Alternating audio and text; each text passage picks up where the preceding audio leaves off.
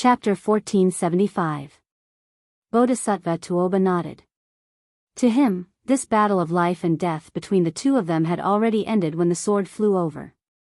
Bodhisattva Tuoba was able to accept defeat, but he was also able to let it go. At most, he could just change the game and fight again in the future. After this battle, Tuoba could use the stones of other mountains to polish jade. Whether it was his state of mind or cultivation, he had benefited greatly. Of course, at the same time, he had become a whetstone for Su Fengnian to temper his martial arts. It was inevitable that the battle to the death in the future would only be more dangerous. Tuoba was well aware of this. However, since Li Mixi had saved his life, Tuoba would follow this shadow prime minister's wishes all the way down south. He would not deliberately raise a tiger for the sake of the battle for the number one person in the world. If he could kill Su Fengnian early on, Tuoba would not have any knot in his heart. Just as he had said to Su Fengnian before, in his eyes, Jianghu was nothing. Leaping into the Central Plains, he became the number one contributor to the founding of the new Beimang. Subsequently, he became the undisputed number one martial artist in the history books of later generations. In the past 800 years, the great Qin dynasty had lost its tripod and the various countries were vying for supremacy. The masters of the art of war and famous generals of the Central Plains were innumerable. The outstanding ones were the three generals of the Great Feng dynasty, the twin annals who had almost succeeded in turning the tide before the Great Feng dynasty was destroyed, the 12 generals who hung portraits in the Qingyun pavilion after the founding of the Dechu dynasty. The 9 kingdoms of the spring and autumn confronted each other for supremacy. The 100 schools of thought and the school of the military took advantage of the situation and flourished. In the early stages, there was the war god Li Gonglin, who was known as Dechu's war god, Han Yufu, who had led the cavalry into the desert several times. Then there were the 4 great generals of the spring and autumn period, the butcher Su Shao, West Chu's soldier Yi Baikue, East Yu's prince consort Wang Sui, and Gu Jiantang. Now, there were people like Chao Chongqing, Dong Zhuo, Lu Xingxiang, and the others who began to use hundreds of thousands of soldiers as chess pieces in their hands, leading the situation of the country while talking and laughing. Even young people like Zhong Tan, Xia Shibian, and Ko Jianghuai were rising rapidly. Li Mixi raised his head and looked up. It was the moonlight of a high-rise building. The two lights were competing with each other. The old man suddenly laughed softly and said, "I heard that the king of the northern courtyard has never liked to pretend to be cultured. The only thing he collected was a copybook by Yuan Fengshen, the founding hero of the Great Feng dynasty." Yuan Fengshen, who was known as the Great Wall of the Frontier by the founding emperor of the Feng Empire, died young. Compared to the generals of the same generation, his reputation was not prominent in history. Therefore, his ranking was extremely low. Huang Sanjia, who was more ambitious than the sky, once said that Yuan Fengshen and the prince consort Wang Sui, who held the lifeline of the country in his hands when he was only 20 years old, were listed together as the destined martial artists who did not wait for me. Tuoba did not have any good or bad impression of Li Mixi. There was no need to fear him, and there was no need to curry favor with him. In Beimang, there were only a handful of people who could have Tuoba's mentality. The former king of the northern courtyard, Su Huainan, and the 2 successive kings of the southern courtyard, Huang Songpu and Dong Zhuo, could not do it. The old man, who had devoted half his life to Beimang's great cause, sighed with emotion, "I have never liked Jianghu. It probably has something to do with what I saw and heard when I was young and traveling to study." The 9 kingdoms of spring and autumn attracted Jianghu people within their jurisdiction. Dechu saw them as sparrows in a cage. Southern Tang saw them as Tang Qianyan. Later on, Liang also gave those Jianghu people a bag of embroidered carps. The meaning is clear. You are nothing but the carps in the pond of the Zhao family. The old man let go of the reins, rubbed his hands, exhaled, and said with a smile, "All these years, I have been like a fisherman, helping His Majesty look after the small pond in front of the court. It is no wonder that the people of Liang are conceited and always say that there is no Jianghu in Beimang. It is because they have Li Chungang, Wang Xinji, Dong Tai, Chao Chongqing, and now they have Su Fengnian leading a large group of rising stars. We indeed do not have any real Jianghu people in Beimang. 4 of the 5 major sects are all His Majesty's subordinates. You, the king of the northern courtyard, are a military general. Hong Jingyan is the Ruren lord. It was not easy for Huyan Grand Monastery and Luoyang to come out, but they all ran to Liyang. Even you, the Beimang god of war, had to make a special trip to Liyang before the great battle of Liangmang to take a look at Mount Hui. Tuoba was somewhat surprised. In his impression, Li Mibi had always been a person who believed that 100 words were not worth 100 words. When Tuoba entered the palace for the first time by virtue of his military exploits, he saw 2 gray-haired elders sitting on the steps outside the hall nibbling on dates. Su Huainan, who controlled half the country's military, was no stranger to him. When Tuoba was young, he was able to rise in the ranks of the Norland army and stand out among the nobles with the surnames of Murong and Yelu. Su Huainan's impartiality played a huge role in Tuoba's success.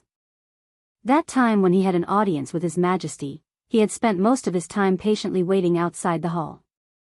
The one who left the deepest impression on him was the old man who swallowed dates with Su Huainan. After seeing him, the old man's gaze was like a snake coiled in a dark corner, hissing. It was especially cold.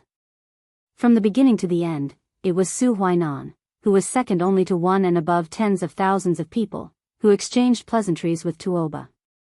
The other old man, Old Snake, who rarely slipped out of the trenches to bask in the sun, was expressionless as he nibbled on dried dates. When Tuoba was summoned into the hall to meet the emperor, he still felt a chill run down his spine. Li Mibi probably did not know that he had once shocked the future Beimang god of war. He turned his head and smiled. When Hong Jia fled north at the end of the spring and autumn period, our Beimang reaped the benefits. However, many of the survivors thought that they were rootless duckweeds and only wanted to return to their homeland.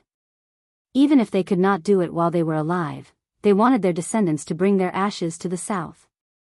I, Li Mibi, am the same as Su Huainan. It's just that they wanted to return to their roots, but I have never had such thoughts. There is a plant in the medical books that can treat venomous insects and snakes. It's called the dandelion.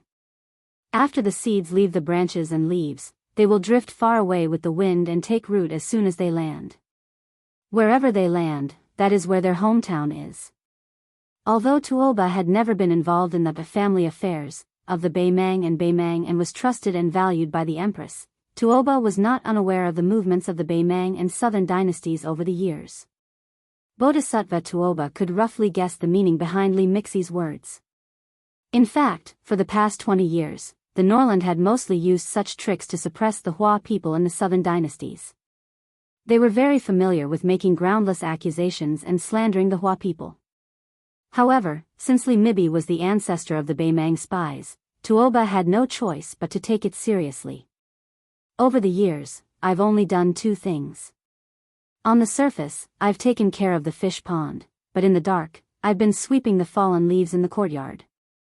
The latter is like catching butterflies that have broken out of their cocoons in foreign lands and putting them into cages one by one. I've always enjoyed it, but unfortunately, it hasn't been very effective. In the end, even His Majesty thinks that I'm making a fuss over nothing.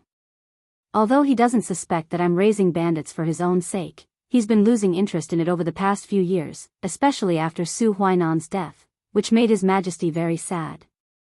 I know that His Majesty feels guilty and resentful about this matter. He feels guilty because he and his minister didn't end things well and let Su Huainan die an unnatural death.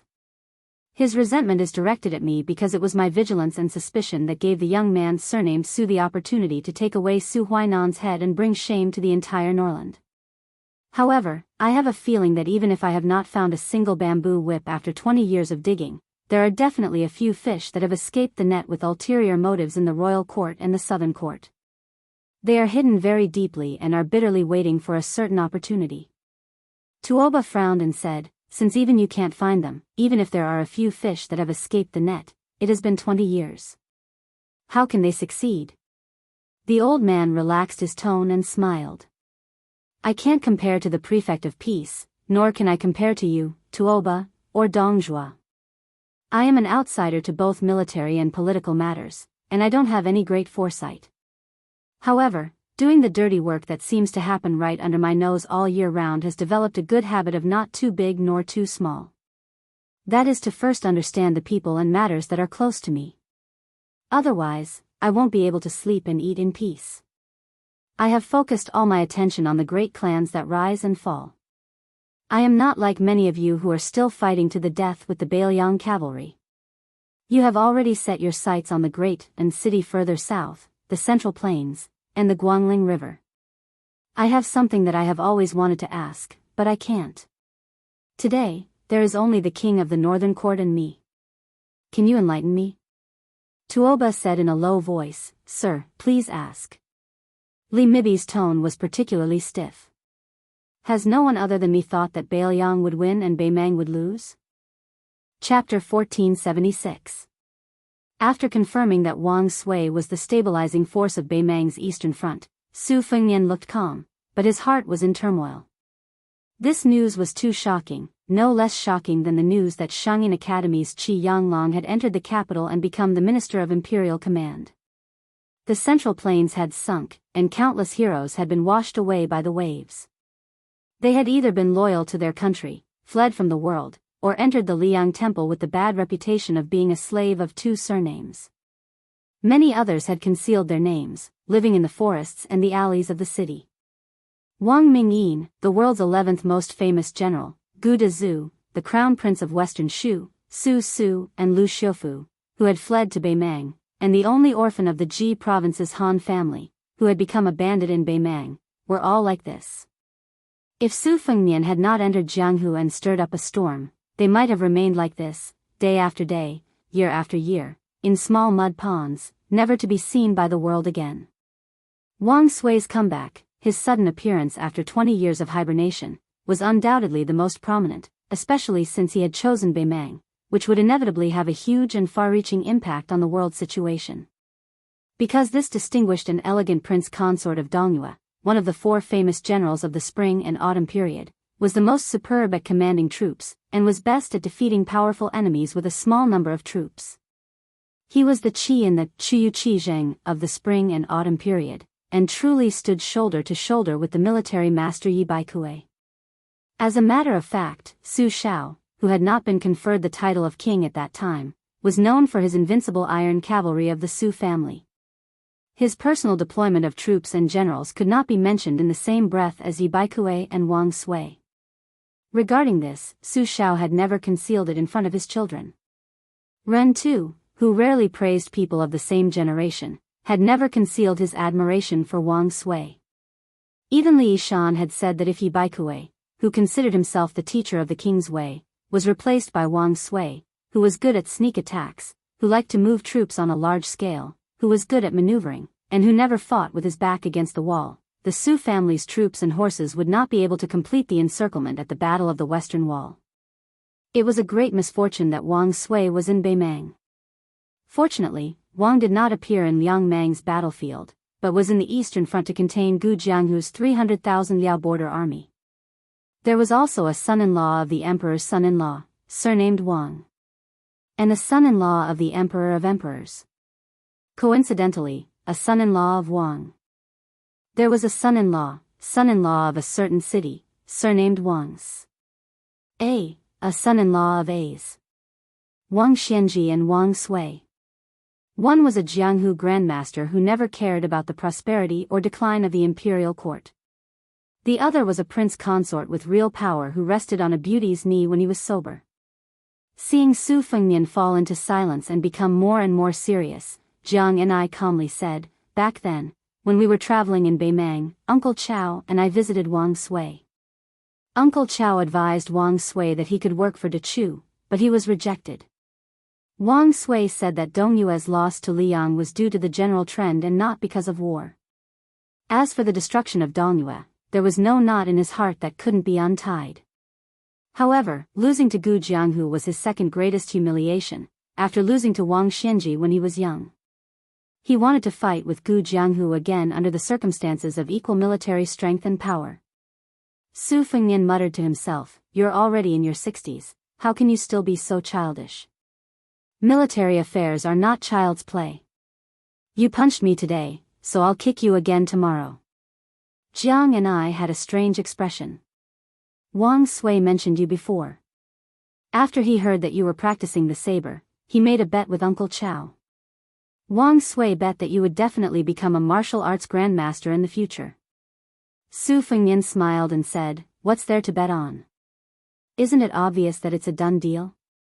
Your uncle is also willing to place a bet. Isn't he just a spendthrift who is willing to spread wealth? What's the bet?" Jiang and I said unhappily, "Uncle Chow didn't say that you couldn't become a grandmaster. He only put your achievements at the same level as his own. However, Wang Sui said that you could fight with Wang Xianji." Su Fengnian touched his prickly stubble that hadn't been shaved for more than half a year. Wang Sui has a unique foresight. If there's a chance, I'll definitely treat this old fellow to a drink. Just based on his foresight, I'll toast him 3 big cups first. Jiang and I smiled for the first time. Do you know why Wang Sui thought so highly of you when you were just a first-year Vajra realm martial artist? Su Fengnian couldn't guess what Wang Sui, a 1,000-year-old tortoise, was thinking. He casually replied, "Appearance?" Jiang and I seemed to have suffered a heavy blow and was speechless. Su Fengnian was astonished. Wang Sui really judged people based on appearance? Jiang and I was in a bad mood and didn't want to talk anymore. Su Fengnian started to ponder on it. Wang Sui was born in a noble family. When he was young, he abandoned all restraints and was a chivalrous person. He only turned over a new leaf when he was 20 years old. He had only practiced martial arts for 5 years and was proficient in all kinds of martial arts. His swordsmanship was especially outstanding. Even sword pools Song Mianqing and Chai Qingshan had praises for him. When Wang Sui was young, he was also publicly recognized as a handsome man in Dongyue. Those ladies with outstanding backgrounds in the imperial court all liked to call him Sandalwood. In that case, he is a kindred spirit like me. No wonder, no wonder. Jiang and I couldn't help but want to kick. Su Fengnian had expected this and turned his head to glare. Probably because she was used to being bullied in her early years, even though she was a female sword immortal who could travel thousands of miles in the wind, she still instinctively pulled her foot back. Su Fengnian was still angry. "Speak, who did you learn this from? Chao Chongqing or old Grand Preceptor Sun Shiji?" Jiang Ni's face was cold as she muttered, "Why do you care?" Su Fengnian rubbed his butt. That kick in the small alley not long ago had destroyed the air of an expert that he had worked so hard to cultivate. His face was suddenly filled with anger as he snorted strangely. "I heard that there is a young pretty boy in your West Chu temple. His surname is Song, and he is so famous that even in Great Peace City, it is said that his face is white, his appearance is beautiful, and he is as solemn as the wind under the pine trees, tall and gentle. Many people have nothing better to do and say that this guy often travels the mountains and rivers and is mistaken by the village woodcutter as an immortal who has come down to the mortal world. Even Qi Yanglong praised him in front of Zhao Zhuan, saying that the one surnamed Song has outstanding literary talent. Among the young scholars in the world, his poems and essays are like the dragon in the Dragon Palace. Only this person has obtained a pearl, the rest are just the claws of a dragon. So now, Li Yang has the saying of dragon and phoenix poise, which is to say this guy's literary talent and..." Jiang and I pretended to be confused and interrupted Su Fengnian's chatter. "I have heard of the dragon and phoenix poise. As for Song Maolin, he is the youngest Hanlin scholar in the history of Dechu. If it wasn't for Uncle Chow, he would also be the youngest chessman waiting for the imperial decree. But as for dragon and phoenix poise, Northern Su and Southern Song, or Song Maolin's essays reflecting the beauty of so-and-so, I don't know anything about them."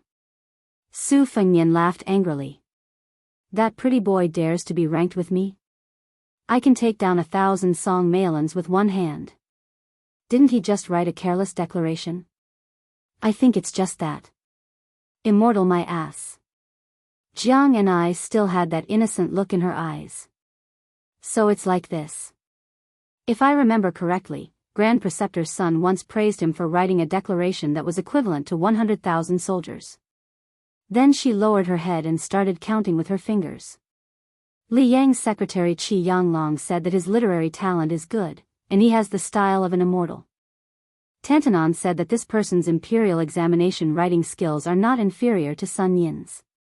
The Imperial College's left chancellor Yao Baifeng said that he is knowledgeable and reasonable. In addition, our De Chu's grand preceptor's son said that his declaration writing is imposing. Uncle Chao said that his chess skills are only slightly inferior to Fan Zhangho's. Out of the 10 most knowledgeable people in the world, 5 of them said good things about him. Let me count again, there seems to be. Su Fengnian rolled her eyes. Stop, stop. That pretty boy only has a little bit of fame in the scholarly world. Look at your so-called so-and-so again. Jiang and I deliberately looked left and right, but she didn't look at Su Fengnian. Who is it? Where is it? Why can't I see it? Su Fengnian stretched out his hand and gently pressed Jiang Ni's forehead, not allowing her to shake her head. Jiang and I slapped his hand away and said disdainfully, "Are you bored? Why are you concerned about a scholar from Guangling who is far away on the horizon?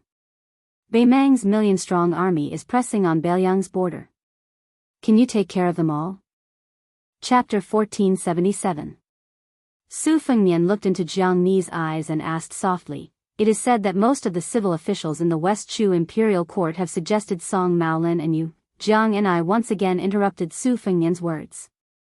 Her expression was normal and her tone was calm, as if she was talking about a small matter that had nothing to do with her. Previously, there was someone who suggested Ko Jianghui, followed by Xie Shibian, and then Song Maolin. Su Fengnian's face was gloomy. He asked in a deep voice, "What is Chao Changqing doing? If he is too busy to take care of you, Princess De Chu, then I didn't see him fight all the way to Great Peace City. If he is very free, then can't he control a few mouths in the imperial court? How can he restore his country like this?" Jiang and I shook her head and said, "Uncle Chao is already very good." Su Fengnian wanted to say something but stopped. Jiang and I gently exhaled and looked at the dim street in the distance. "What do you say? Should we take the initiative to fight or wait for them to come to us?" Su Fengnian instantly returned to his sloppy self. "It wasn't easy for me to accumulate such an imposing aura, but you kicked it away. Then let's wait.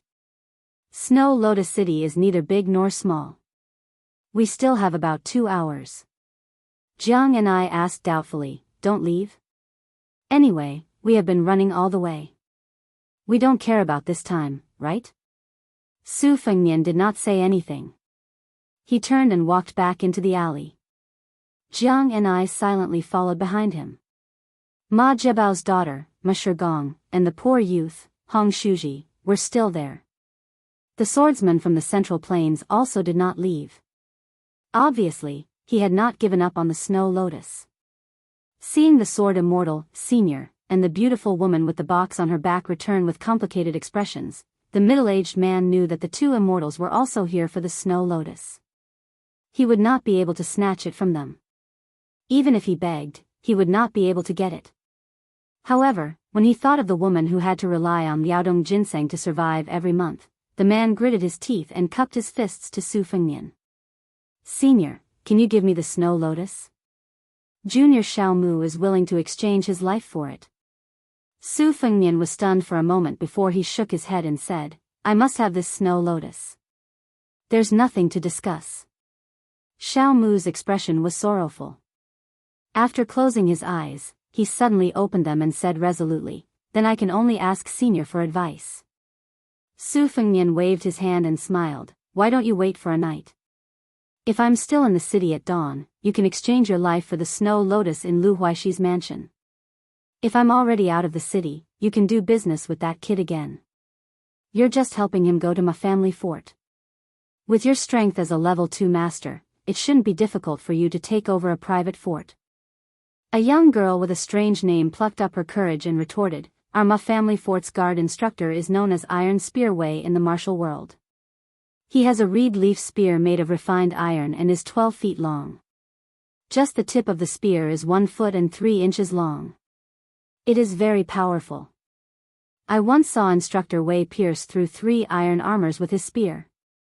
Besides, our Ma family fort also has a cavalry army that comes and goes like the wind. Even General Lu's mansion in Snow Lotus City doesn't dare to underestimate our Ma family fort. Xiao Mu laughed it off. On the other hand, Su Fengnian squatted on the stairs beside Xiao Mu and said with a smile, "It sounds like your family is very strong. Let me ask you a question. Are your ancestors local or migrated from the Central Plains?" The young girl carefully said, "Why are you asking this?" Su Fengnian saw that she didn't want to answer, so he didn't ask anymore. He began to concentrate and rest. Xiao Mu hesitated for a long time and finally couldn't help but ask curiously, "Senior, do you really want to compete with Tuoba Bodhisattva of Beimang?" Su Fengnian nodded. Even Xiao Mu, who was used to seeing all kinds of storms, was speechless. Since he was able to fight with Beimang's military god, he should at least be a level 1 mysterious finger. He might even be able to touch the legendary threshold of celestial state, right? Jiang and I didn't want to see this guy pretending to be profound, so he snorted and said, "Has the fight been going on for more than half a month?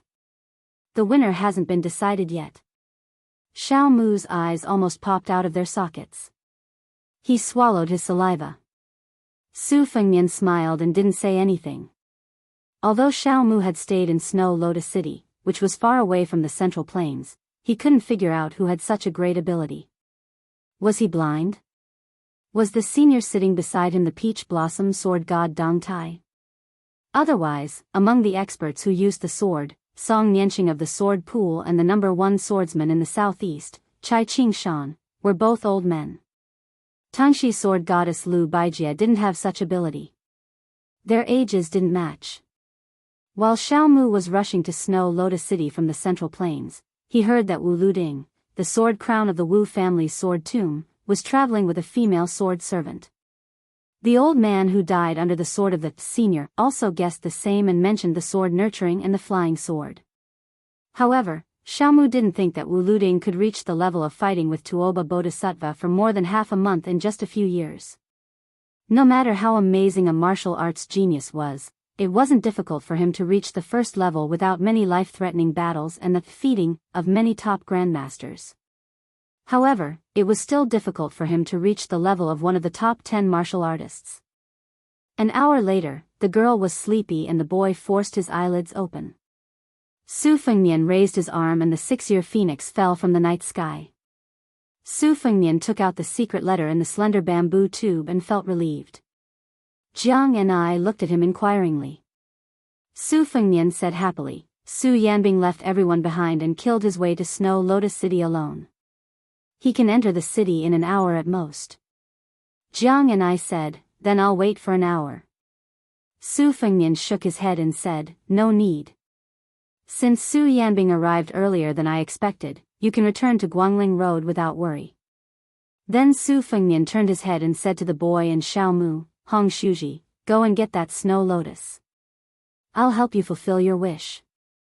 "Xiao Mu, I'll be able to get Lu Huaishi's snow lotus for you by tomorrow morning at the latest. Remember to rush to Biyao immediately after you deliver the snow lotus. You can protect your name in any of the relay stations in Yuzhou or Lingzhou. Someone will bring you to me when the time comes. In short, I'll take your life." The boy was half excited and half nervous. He blushed and asked, "Really?" Su Fengnian gently waved his arm and made the gerfalcon return to the night sky. He nodded and said, "You've seen how good my swordsmanship is with your own eyes." The boy jumped up and down happily. He hurriedly went into the house and took out an iron box. The box was filled with ice and the snow lotus was wrapped in ice. Su Fengnian took the box and handed it to the puzzled Jiang and I. "This is for you." Su Fengnian pointed at the wound on her neck and then at his cheek. He said with a smile, "Snow lotus is probably the best thing for a girl to maintain her beauty." Without giving Jiang and I a chance to refuse, Su Fengnian looked at her and said calmly, "Also, pass a message to Chao Chongqing. Tell him not to worry. There are some places that the Biyao cavalry are familiar with." Su Fengnian blinked. "If you don't mind passing a message for me, please tell that pretty boy surnamed Song that I'll beat him up until his parents can't recognize him." Jiang and I hugged the box and didn't say anything. Su Fengnian said with a smile, "It's only an hour. I actually need to fight Tuoba Bodhisattva and Li Mibi alone. I want Tuoba Bodhisattva's state of mind to be completely damaged so that I'll have a better chance of winning the next time we fight. Don't worry. Once the situation turns bad, it'll be easy for me to run away. I've been recuperating all this time. It's enough for me to play cat and mouse with them for an hour." Jiang and I was still silent. Su Fengnian joked, "What, you don't want to leave?" Jiang and I spat. Su Fengnian waved his hand. "Go, go." Jiang Ni's expression was stiff and cold. She turned around and the great Liang dragon sparrow flew out of the red sandalwood sword box and floated in front of her. She gently jumped on it and disappeared like a rainbow in an instant. Xiao Mu was dumbfounded once again. Another goddamn sword immortal? When did the streets of Liang become so full of sword immortals? The young man grinned at the girl. "I told you, she's really a fairy sister." The girl stepped on the back of the young man's foot. The young man stood on one leg and bared his teeth. About half an hour later, the girl looked at the man standing on the steps and looking in the direction where the fairy disappeared. She asked softly, "You lied to her, didn't you?" Su Fengnian smiled and turned to Xiao Mu. "Take the two children to the Snow Lotus parlor and tell them that I promised to give you a stalk of snow lotus. Madame Song will help you ask Lu Huaishi for it at all costs. Then, let the Snow Lotus parlor settle them down. Let's go through the back door." When Xiao Mu left with the boy and girl, they vaguely heard the sound of horse hooves coming from a distant alley. Chapter 1478. After the two of them entered the alley, their horses slowed down. The lights in the city dimmed, making the moonlight even more intense. Li Mibi chuckled softly and said, "That guy surnamed Su finally realized that it was the woman's dense sword chi that revealed their tracks, which made her leave Snow Lotus City first. Within 100 miles, even if the great Liang dragon sparrow is hidden in the box, I can still vaguely see it as a flickering firefly 10 feet away. However, it can be seen that although West Chu's Jiang Ni is a sword embryo that appears once in 100 years, it is still far from reaching the legendary realm of the world's ruler. Without Jiang Ni holding the line, that young man has no chance of winning. The key is to see if God will give him the luck to escape again." Along the way, they had the absolute initiative. Now that the battle of life and death was imminent, Su Fengnian unexpectedly made a stupid move and broke his own wings. However, Tuoba Bodhisattva's expression did not seem relaxed. It shouldn't be that simple. In these years of life and death battles, Su Fengnian, Yang Taisui, Han Xingxian, Wang Xianji, Huang Qing, and the Bronze Man ancestor were all in the position to win. However, the one who survived in the end was Su Fengnian. This is not something that can be explained by luck. Speaking of this, Tuoba Bodhisattva laughed. "If it wasn't for Mr.'s timely arrival, I would be no exception and become another stepping stone for Su Fengnian. For tonight's battle, Mr. might as well hide in the dark. I have almost recovered and can fight head-on with Su Fengnian.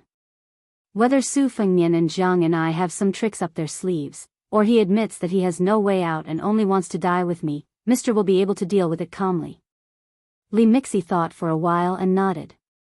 Without hesitation, his figure flashed on the horse's back.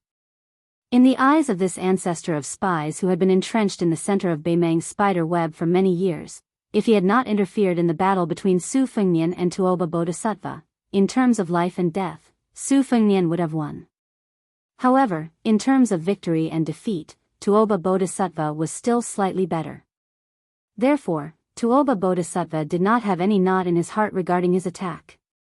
That perfect and flawless state of mind also did not have any cracks. Li Mibi himself was the number one Xian finger Xian after the death of Han Xingxian in Liang. He knew better than anyone the principle that it was difficult to repair a broken state of mind. Not everyone could recover to the peak after the state of mind fell like Li Chungang. If your state of mind is not damaged in the slightest, you won't be able to recover in 100 years. Moreover, Su Fengnian's injuries were far more serious than Tuoba Bodhisattva's. It could be assumed that the speed of his recovery and the recovery of his body was much slower than Tuoba Bodhisattva's. In the Battle of Snow Lotus City, Li Mibi really could not find a reason why Su Fengnian could win by luck. However, if Su Fengnian insisted on avoiding the battle and escaping, Li Mibi was not conceited enough to think that he could kill Su Fengnian. If one did not enter the first class, or even the first class Vajra realm, one would forever be a frog at the bottom of the well, unable to see the spectacular scenery outside the well. Only when a martial artist successfully entered the Xian finger realm and could perceive the circulation of the world, could he be considered a person above the well and move with the flow, like a fish swimming in the vast net of law.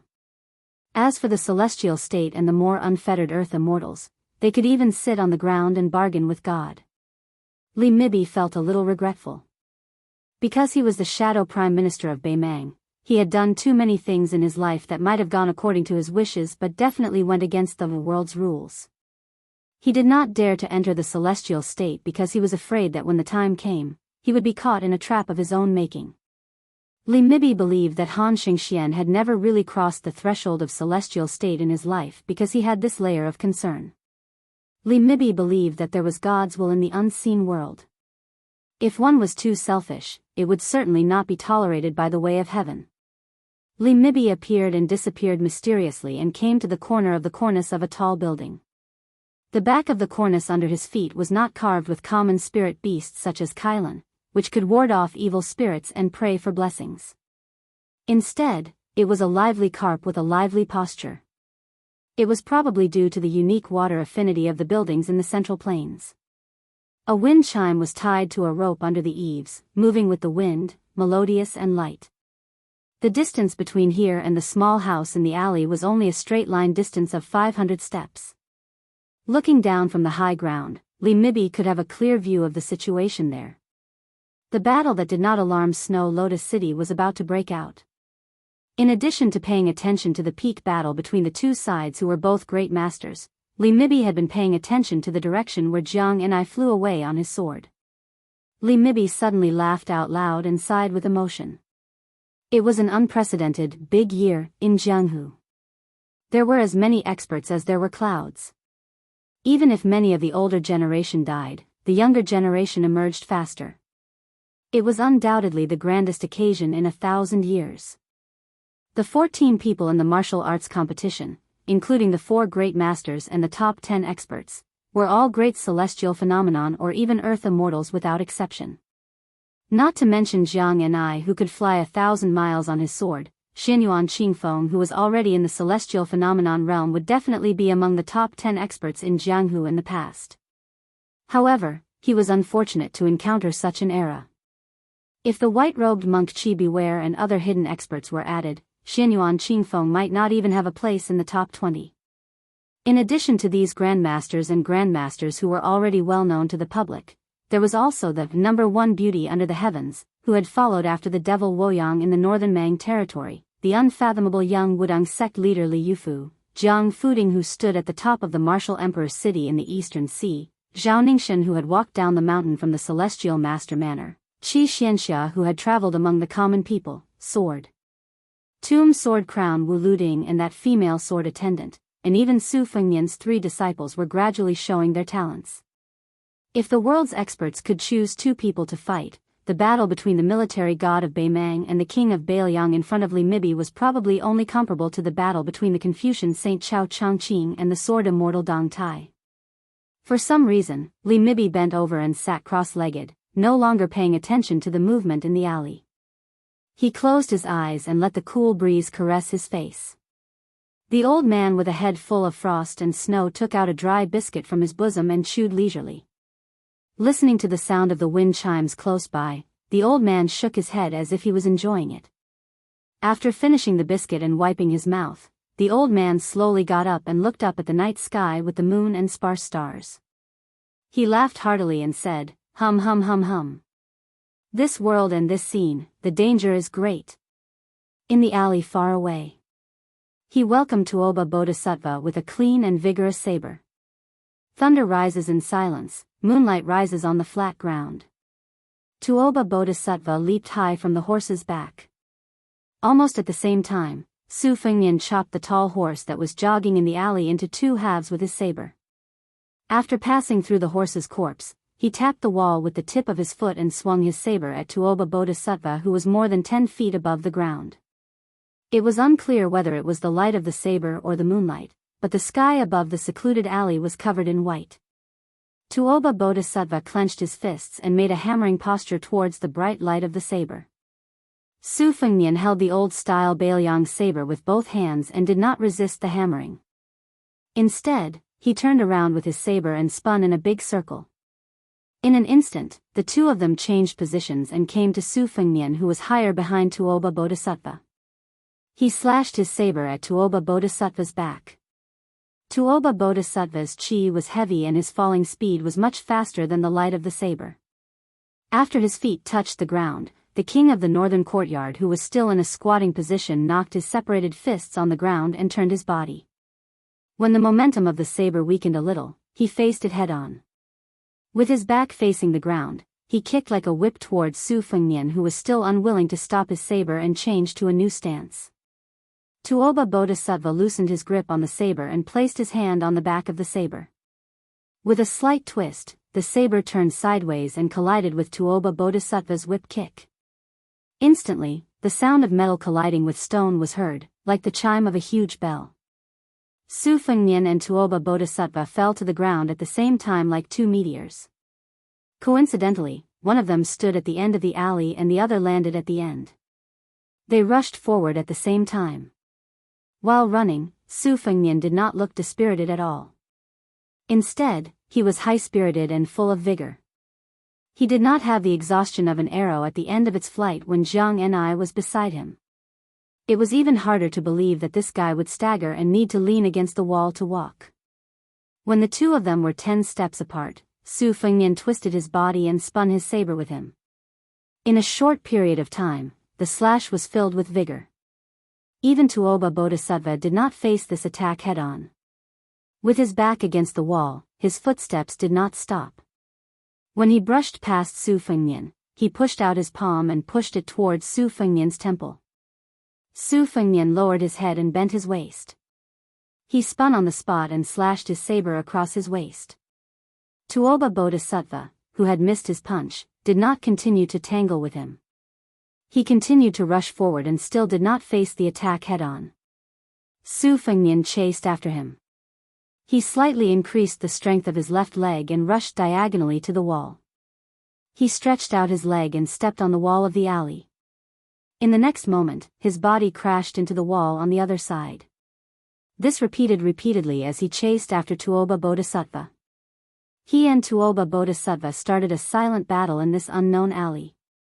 From the moment the two of them collided after landing on the ground, Su Fengnian's two sabers did not leave any marks on the floor or walls of the alley. Tuoba Bodhisattva's punch also did not leave a hole on the wall. There was not even a finger-sized hole.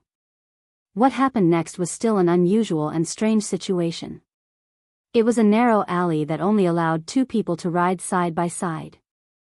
Although Su Fengnian was moving with his saber, he did not release any saber light. Only when the moonlight shone on his cold saber did it reflect a white light. It was obvious that Tuoba Bodhisattva was able to attack less and defend more than attack. However, Su Fengnian did not have the self-destructive aura that he had when he was in a life-and-death battle. Both of them attacked quickly and stopped even faster. They were as fast as lightning and thunder. There was nothing else that could be shown. This kind of subtle battle could not even be compared to the battle between two second-grade masters from Xiongzhou County. The two great masters who were qualified to not talk about etiquette with the king of heaven and earth were polite and restrained in this alley. They did not overstep the rules and did not cross the line at all. They were like gentlemen. Chapter 1479. There was no majesty that could uproot mountains and rivers. There was no unbridled joy. There was only a little restraint. Instead, it was like a woman's embroidery, with only the slightest struggle. But once it succeeded, there might be one less great guru in the world. Both of them tacitly drew a circle around the ground. The alley was a cage. A fight in a cage. Both of them only wanted to stab each other in the mirror of the state of mind. Among the 4 great gurus in the world, other than the 2 who were fighting, Chao Changqing used the way of the king to enter the way of the overbearing. It was clearly the way of the death. The 4 chairs placed at the top of martial arts, Chao Changqing had stood up and left his seat. Then, only Dong Tai, the champion of the way of the sword, was left. The winner of tonight's fight would not only determine their life and death, but could also seize the opponent's state to a large extent. In the future, when he fought with Dong Tai, he would undoubtedly have the upper hand. Therefore, it could be said that tonight's fight could almost determine who would be the undisputed number 1 in the world in the future. At this moment, both of them tilted their heads. Tuoba Bodhisattva's fist seemed to be resting on his left shoulder. Su Fengnian's cold blade also seemed to be lifted by Tuoba Bodhisattva's shoulder. Su Fengnian's hair did not move. The cold blade in his hand seemed to have touched the tip of the wall, but in fact, it did not pierce the wall at all. In the next moment, Tuoba Bodhisattva's knee hit Su Fengnian's abdomen. Su Fengnian also punched Tuoba Bodhisattva's chest. Both of them collided backward. Their feet slid out on the bluestone floor. Tuoba Bodhisattva pressed down with his right hand. The moment his back was about to touch the wall, he stopped moving backward. Su Fengnian shook his wrist holding the blade. Similarly, he did not touch the wall. Tuoba Bodhisattva waved his hand and hit Su Fengnian's side. Su Fengnian hit Tuoba Bodhisattva's face with his blade at the same time.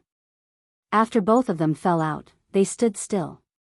Su Fengnian twitched the corner of his mouth.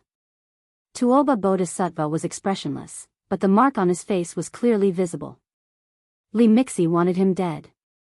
Tuoba Bodhisattva wanted him to lose and then die. Just as the girl had guessed based on her intuition, Su Fengnian was lying. At that time, the report he received from Lu Nianfeng was not the good news that Su Yanbing would quickly arrive. Instead, when the imperial edict allowing 10,000 Shu soldiers to leave the borders of western Shu, Bailiang had already confirmed that Chen Jibao and Xia Guining had quietly appeared among the Qingzhou navy. This was a secret intelligence report from Xu Xiu, who was traveling with King of Jing'an and Zhao Sun. This meant that even before Chen Jibao led the Shu troops into the battlefield, he could have a direct impact on the Guangling River battle. At this time, with or without Jiang and I in the army, the situation of the entire West Shu would be completely different. Other than the time when Su Fengnian woke up and fled, he had been lying to her. With the Buddha bowl given by the chicken soup monk, Su Fengnian's recovery speed was not slower than Tuoba Bodhisattva, who was lighter. Instead, it was faster. Without this secret intelligence, Su Fengnian would continue to lie, pretending that he was half dead, pretending that he needed her to carry him all the way to escape, pretending that without her, he would not be able to withstand Tuoba Bodhisattva and Li Mixi's pursuit for even a moment.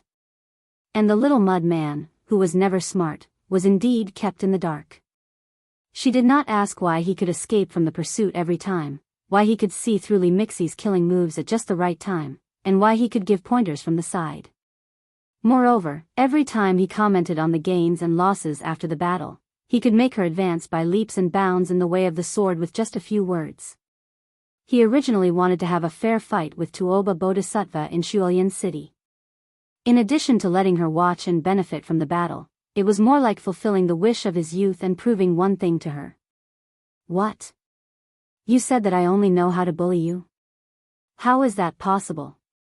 As long as I really want to practice martial arts, not to mention the top 10 masters, even if Wang Xianji did not dare to call herself the number 1 in the world, it would be a piece of cake. At that time, when they parted outside the city, he could give her the snow lotus and boast shamelessly, "This is a reward from the number 1 master in the world." On the tall building in the distance, Li Mixi's mood gradually became serious from the beginning of his leisure. He looked at the sky, it was almost dawn. After a full 6 hours, the 2 people in the alley still could not decide who was the winner. It was not that Li Mixi did not want to interfere or loot a burning house.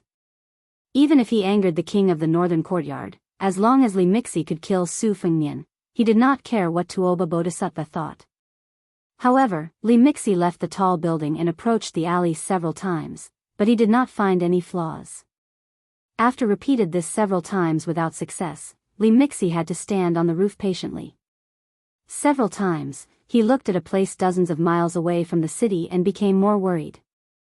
At first, he could catch the sword chi within 300 miles, but after half a day, he could only shorten it to 200 miles.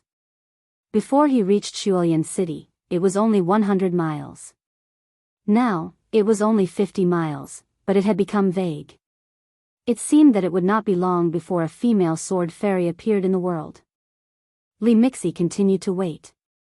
When the sky was slightly brighter, the world gradually turned blue and white. Li Mixi sighed regretfully and flew down the building, landing at the end of the alley. Su Fengnian and Tuoba Bodhisattva had just pulled apart the distance between them again. Su Fengnian knelt on one knee, his cold blade drawing a long groove on the ground in front of him. Tuoba Bodhisattva did not feel good either. He sat on the ground, panting heavily for the first time. Li Mixi stood not far away from Tuoba Bodhisattva and did not speak. Tuoba Bodhisattva sighed softly and stood up. He said calmly, "It's meaningless, let's go." Li Mixi nodded. If he continued to waste time, when Su Yanbing arrived, he would be caught like a turtle in a jar. Before Tuoba Bodhisattva turned around, he looked at the young man who had also stood up and said with a smile, "Even if the Biyao cavalry is completely wiped out, no matter how exhausted you are, as long as you, Su Fengnian, say the word, I will fight you alone." Su Fengnian stood with his blade in hand, silent. Chapter 1480. When Tuoba Bodhisattva and Li Mibi returned to the north, there was also a purple rainbow outside the city that headed east. After the battle, the cold blade in Su Fengnian's hand could not bear the burden and broke into two. He bent down to pick up the broken blade and put it back into the scabbard first. After traveling 30 miles north of Snow Lotus City, the two turned west. Li Mibi finally spoke and shook his head with a smile. "The king of Biyao is young, but he is very scheming." Tuoba Bodhisattva suddenly asked, "Sir, do you know why you did not fight to the death last night and only competed with him in the state of mind?" Li Mibi thought about it but still could not figure it out. Or rather, he was unwilling to believe the truth. Tuoba Bodhisattva smiled, using fate energy to transform into a cultivation base that has nothing to do with the state. Su Fengnian, who is in a treasure mountain, can squander it at any time. However, he still has a sense of propriety and only managed to ensure that he does not die. Su Fengnian's first strike in the alley was to tell me this fact, to tell us not to push him too far. If it was just a competition of qi, Su Fengnian would not have lost. Between you and me, one of us might have been left behind.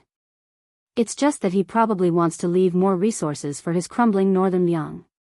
Li Mibi sighed, "Fate energy, Biyang's fate energy."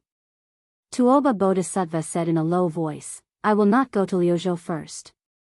I will go back to the southern court with you to remind His Majesty and the imperial decree of peace." Li Mibi suddenly got angry and sneered, "You always say that Beimang's Jianghu is not a real Jianghu. Then Su Fengnian, who is second to none as a great guru in Liang, is not even cool in a fight. When has he ever done anything cool? Chao Chongqing, Gu Jiantang, and the rest are the same. Only Dong Tai is worthy of his name." Tuoba Bodhisattva's expression did not change. He reached out to wipe the blood from his nose and said indifferently, "A pitiful person has his own detestable side, a laughable person has his own respectable side. Therefore, I hope that Su Fengnian will die in my hands and not under the hooves of the Sword Emperor of West Shu." In Snow Lotus City, a young man carrying a saber stood in front of a small shop that sold meat naan with a worried expression. The shopkeeper waited for a long time, but didn't see this fellow take out his money pouch. He rolled his eyes, and after a long time, he stopped paying attention to this poor bastard. "What's wrong? I'm a man, not one of those young and foolish girls or ferocious women.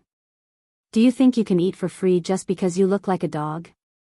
Just because he had a saber on his waist, he was considered a master of chivalry? Who are you trying to scare? Not long after, his wife and daughter, who came to the shop to help, glanced at the young man shyly, which gave the man a headache and a toothache. He wanted to give the young man the smallest meat naan so that he could get out of the shop, but his shameless wife had already given his daughter 2 pieces of meat naan with the most weight. Then his daughter shamelessly shook her waist and stood in front of the young bastard. She timidly handed the meat non to him and said with a smile that she would not take his copper coins. The man fiercely turned his head away. Out of sight, out of mind. Motherf *Ker, I was much more handsome than you when I was young, okay? Just when the young man reached out to take the meat non with a bright smile, an angry voice sounded beside him. Do you have any shame? Then she stared at the young girl. How much is it? The young girl was stunned and replied, 1 meat non is 6 copper coins, 2 are 5 copper coins. She turned around with her back to the young man and carefully took out about 7 or 8 auspicious talismans from a beautiful money pouch. Most of them were small coins of 1 copper coin, and there were 2 of them with a discount of 2 copper coins. There weren't many big coins. Talismans issued during the auspicious talisman era were all new money, and they had nothing to do with the famous spring water from the previous dynasty. She muttered to herself, but in the end, she was really reluctant to hand over the 5 small coins of 1 copper coin, and she was also reluctant to take out the copper coin with a face value of 10 copper coins because she only had these 2 coins in her money pouch. They came in pairs, and it was not good to separate them. In the end, she could only frown and give the young girl 1 small coin of 1 copper coin and 2 coins with a discount of 2 copper coins. It was exactly 5 copper coins to buy 2 meat nons. The conflicted expression on her face was as if she was watching her daughter get married. The young girl and the woman in the shop didn't know whether to laugh or cry. It was only 5 copper coins, why was she so reluctant to part with them? The young man stopped her and said softly with a smile, Okay, you don't need to spend money. Take it. The young man with a sword turned his head and looked into the distance. He waved his hand, and soon, a tall and sturdy man with a respectful expression ran over. The young man asked, Do you have any silver coins? The man was also one of the top experts in Snow Lotus City, but he still nodded his head in fear when facing this young man. He took out all the silver coins he had on him, and he was so respectful that he even wanted to give up his life. The young man only asked for 1 silver coin and gave it to the young girl. He took the meat non and said with a smile, Keep the change. The young girl, whose heart was swayed by the smile, said sweetly, Thank you, young master. The young girl beside him turned her head and put the copper coins back. Her lips moved slightly, and her face was full of disdain. Judging from the shape of her lips, she should be saying the words, Thank you, young master. The young man smiled and gave her a freshly baked and fragrant meat non. Then he said, I won't see you off. Remember not to leave the city on your sword. It's very scary in broad daylight. The young girl, who was carrying a purple box, took the meat non and walked straight to the city gate. He waited until her figure slowly disappeared from his sight, and then he walked away with his back to her. The tall and sturdy man, who was Madame Song's personal retainer in the Snow Lotus house, kept his head down and didn't dare to look at them. He lowered his head and bit the meat non. The meat non was covered with scarlet blood. In the distance, above the clouds, which were as high as the 9th heaven, a woman with fluttering clothes stood on the great Liang dragon sparrow and flew with the wind. Her whole body was bathed in golden light. She held a copper coin above her head and looked at it in a daze. She knew that he lied to her. She suddenly felt a little annoyed. She suddenly flew up on her sword and said angrily, I should have found some copper coins. Chapter 1481. There were many brothels in Snow Lotus City, and they were clustered together. The tall buildings stretched as far as the eye could see, and the layers upon layers of overhanging eaves actually gave off a grandeur similar to that of an imperial palace. The Snow Lotus building was the one with the tallest eaves, and it had 8 floors. The name of the sleepless city also came from this. It was dawn, but the wide main street was not deserted. There were constantly rich men in disheveled clothes walking out of the brothels with enchanting women snuggling up to them. If they met their brother-in-law on the bed on the street, the men would look at each other and smile. Everything would be understood without words. Su Fengnian let the man of sacrifice from the whisk room lead the way. When he walked on the street full of the strong fragrance of cosmetics, there were many brothel girls who were tired and should have gone back to the building to catch up on sleep. They threw flirtatious glances at Su Fengnian. Some of the bolder girls even tried to seduce this handsome guy with a strange face. The street was very long. Su Fengnian walked forward with his saber hanging on his waist. Amidst the surprised cries, shouts, and laughter, there were many women who had just climbed into their beds but had not yet fallen asleep. Following the sounds and movements, they opened their windows and leaned against the railings, smiling as they watched this distinguished and elegant young master. Someone started shouting, "Young master, your servant will pay you 20 taels of silver. Do you want to come?" Very soon, there were people offering 30 taels of silver. The second-class spy from the whisk room, who was the only one other than Mrs. Song in the Snow Lotus building who knew about Su Fengnian's identity, broke out in a cold sweat. At the same time, he also had a heroic spirit. He thought that if the northern barbarians had a young empress, then Liang Meng wouldn't have to fight anymore. Su Fengnian dodged the messy things like fruits, silk scarves, and undergarments. He felt a little helpless.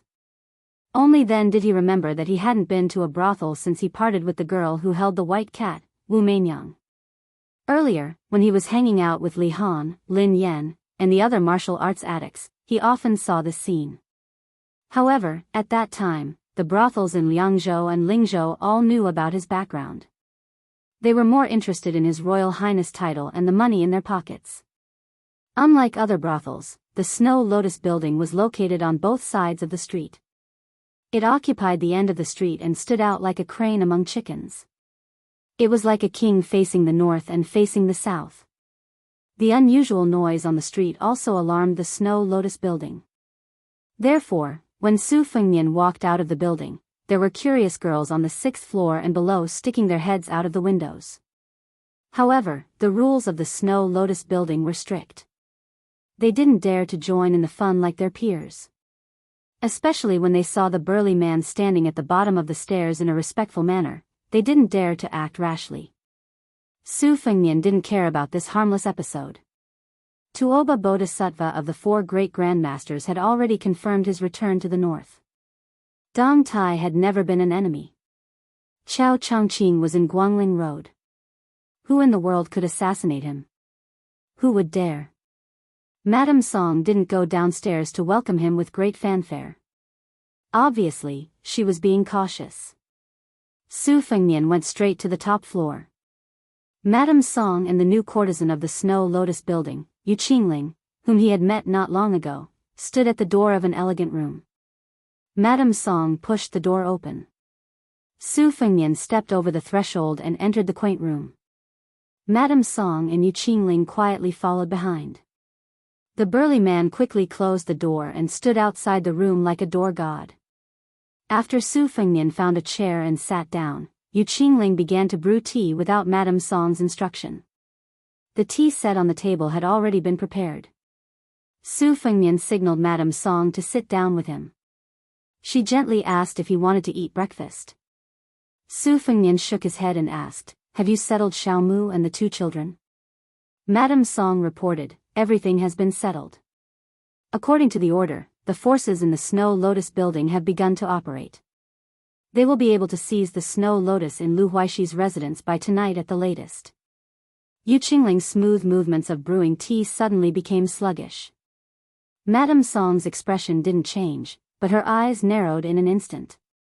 Su Fengnian waved his hand and said, "Cancel the mission. There's no need for it." Madame Song nodded and didn't show any doubt. Su Fengnian said softly, "I'll rest in the Snow Lotus building for a day. You can carry on as usual. You don't have to spend time entertaining me." Madame Song wanted to say something but hesitated. Without waiting for Su Fengnian to speak, she immediately dismissed the idea and said with a guilty expression, "I've overstepped."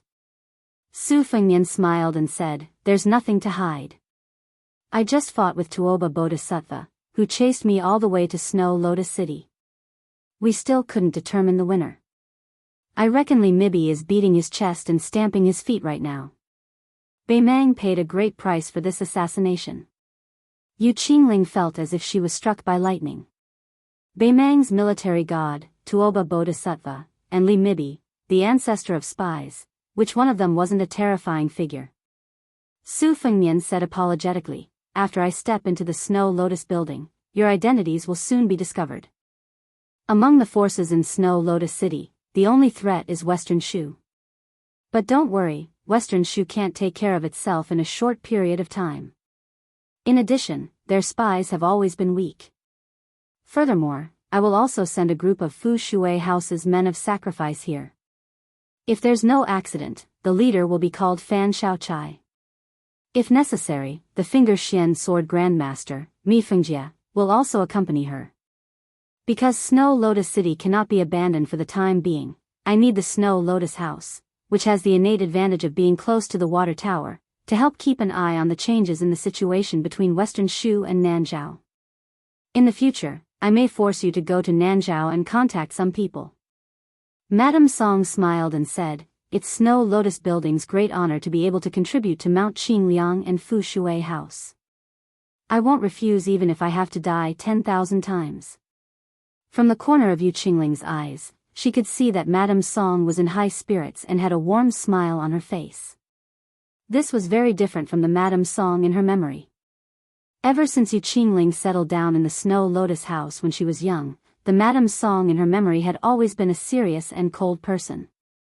Even when facing the courtesans like Yu Qingling, she was always stingy with her smiles.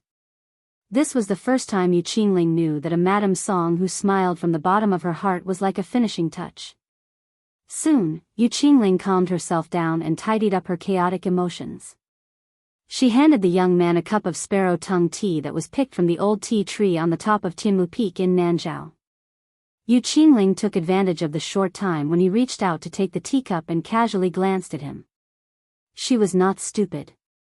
If he was only treated with respect by Madame Song, then all the hidden leaders of the Fu Shui house in Biyao were qualified. However, if it was a battle with Tuoba Bodhisattva, and there was a sense of victory and defeat, then the identity of the handsome man in front of her naturally came to light. In the entire Biyao, there was only one person who was more powerful than Chu Lushan, the Fu Shui house's behind-the-scenes leader who was also the protector general of Biyao. Prince Liang, Su Fengnian. Yu Qingling could not help but sigh. He was really young. Su Fengnian did not care about Yu Qingling's little thoughts. He leisurely drank tea while casually chatting with Madame Song about the local conditions and customs of Snow Lotus City. Moreover, he had been entangled with Tuoba Bodhisattva for more than half a month and was constantly on the verge of death. He also needed to learn about the situation of Liang Mang's battle and the changes in the world from the Snow Lotus House. However, the Snow Lotus House was located in a small city outside the Great Wall in the southwest border. Its geographical location could not be compared with the 8 houses in the Nanzhao Kingdom of Western Shu. The Snow Lotus House was only in the middle of the 72 houses inside and outside the Whispering House. However, Madame Song's identity was so special that even Chu Lushan had a whole new level of respect for her. In addition, Su Fengnian and Tuoba Bodhisattva had fought all the way from the northern part of the western regions to the southern part of the western regions. Therefore, the Whispering House sent some extra spies to the Snow Lotus House so that once Su Fengnian entered Snow Lotus City, he would be the first to receive the news. However, Su Fengnian only knew that Lu Gui's Huda's city was still intact. The construction of the huge new city in the northern part of Liangzhou province, which was even larger than Huda's city, was about to begin. In the area of Qingsang City in Liuzhou province, the Longxiang army and Lu Gui's army had a probing battle. Both sides suffered losses that were within the acceptable range. Furthermore, after Crouching Gong and Luanhe cities were breached by Beimang's vanguard general Zhong Tan, Xiaoguang City also fell to Beimang's all-out offensive. The Tiger Pouncing Camp, which had been personally approved by the king of Biyao and personally issued a military order in the name of the Biyao Protectorate and Chu Lushan, had once made outstanding contributions to the Yuzhou infantry headquarters. From the main general, Sun Shu, to the 23 captains and 47 deputy captains, to all the soldiers, the 2,726 people in the camp had all died in battle. Yu Qingling didn't know why, but when she heard these concise words from Madame Song's mouth, she felt as if she could hear the sounds of battle drums, battle cries, smoke, corpses, faces covered in blood, and unsheathed Biyao sabers. She didn't know when, but when tears streamed down her face, she saw the young vassal king leaning back in his chair and drinking tea. His face was expressionless and indifferent. Yu Qingling, this lowly chess piece of the Fu Shui chamber who had worked so hard to become a second-class concubine, suddenly couldn't help but feel angry. She suddenly felt a surge of courage. She stared straight at this young man who could, at times, openly wear a python robe. Her eyes were filled with doubt and resentment. The soldiers at the border were sacrificing their lives for you, for your Su family. Could it be that you couldn't show a bit of grief? Could it be that just because they were one of the 300,000 cavalrymen of Biyao, they had to die as if it was right and proper? They couldn't even be bothered to make you frown?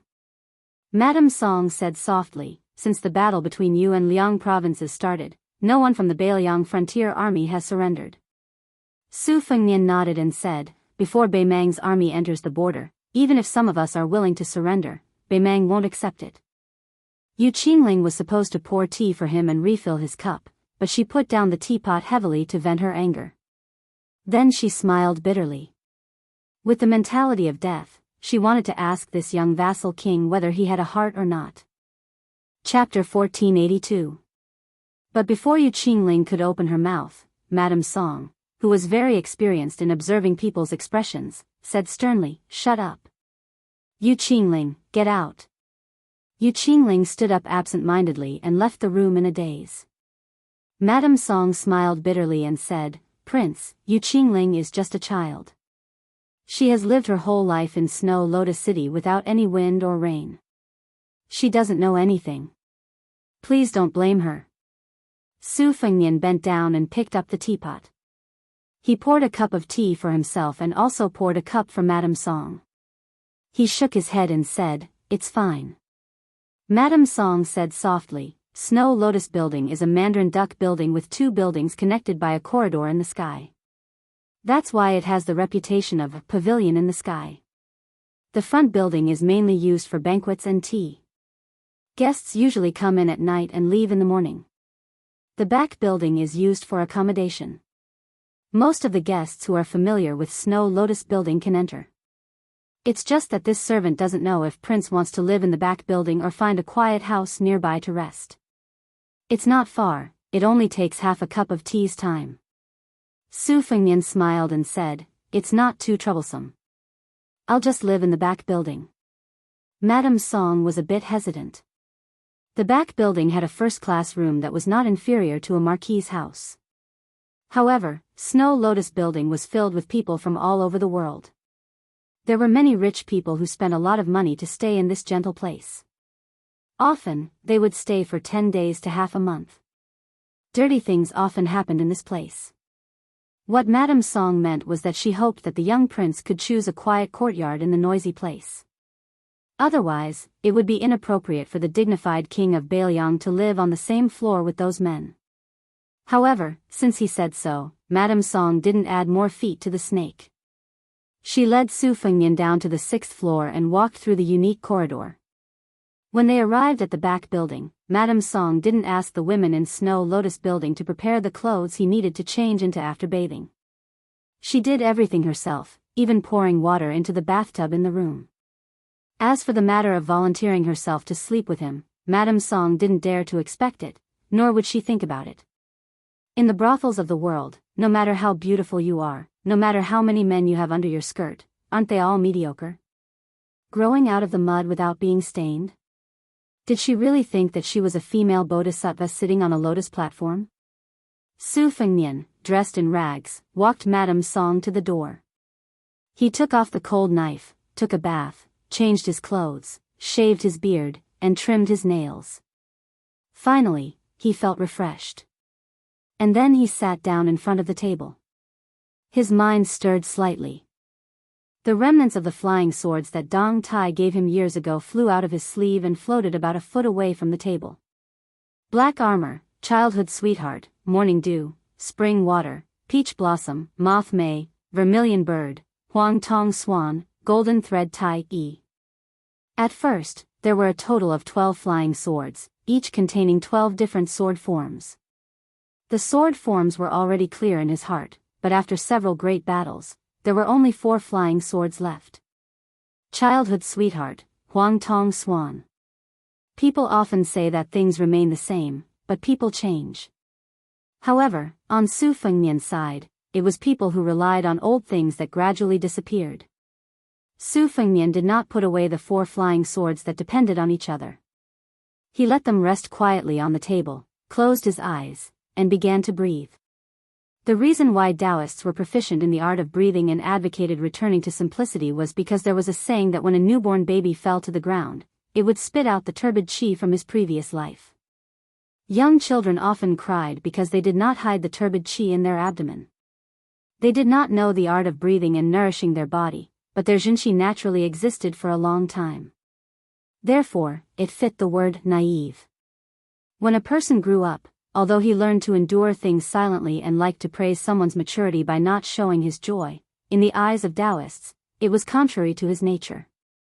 Su Fengnian was half asleep and half awake.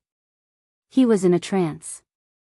He breathed in and out, and his mind was retracted and released. At this moment, he could hear many movements inside and outside the Snow Lotus Tower. The next moment, it was as if the world was completely silent. Su Fengnian thought of the blind old soldier, Su Yongguan, from the fish drum camp, who sent him off 600 times on his way to the capital post. He thought of the Yuzhou cavalry who fought from Ji Bay to the mouth of the calabash. He thought of many people and many things. After an unknown period of time, Su Fengnian was awakened by the sound of light footsteps outside the door. He suddenly realized that the lanterns outside the window were already lit. Su Fengnian put away his flying sword and walked to the window, lost in thought. After this battle, Su Fengnian was confident that it would not take long before he could fight Tuoba Bodhisattva to a draw. He would also be able to compete with Dong Tai, who had the strongest killing power among the 4 grandmasters.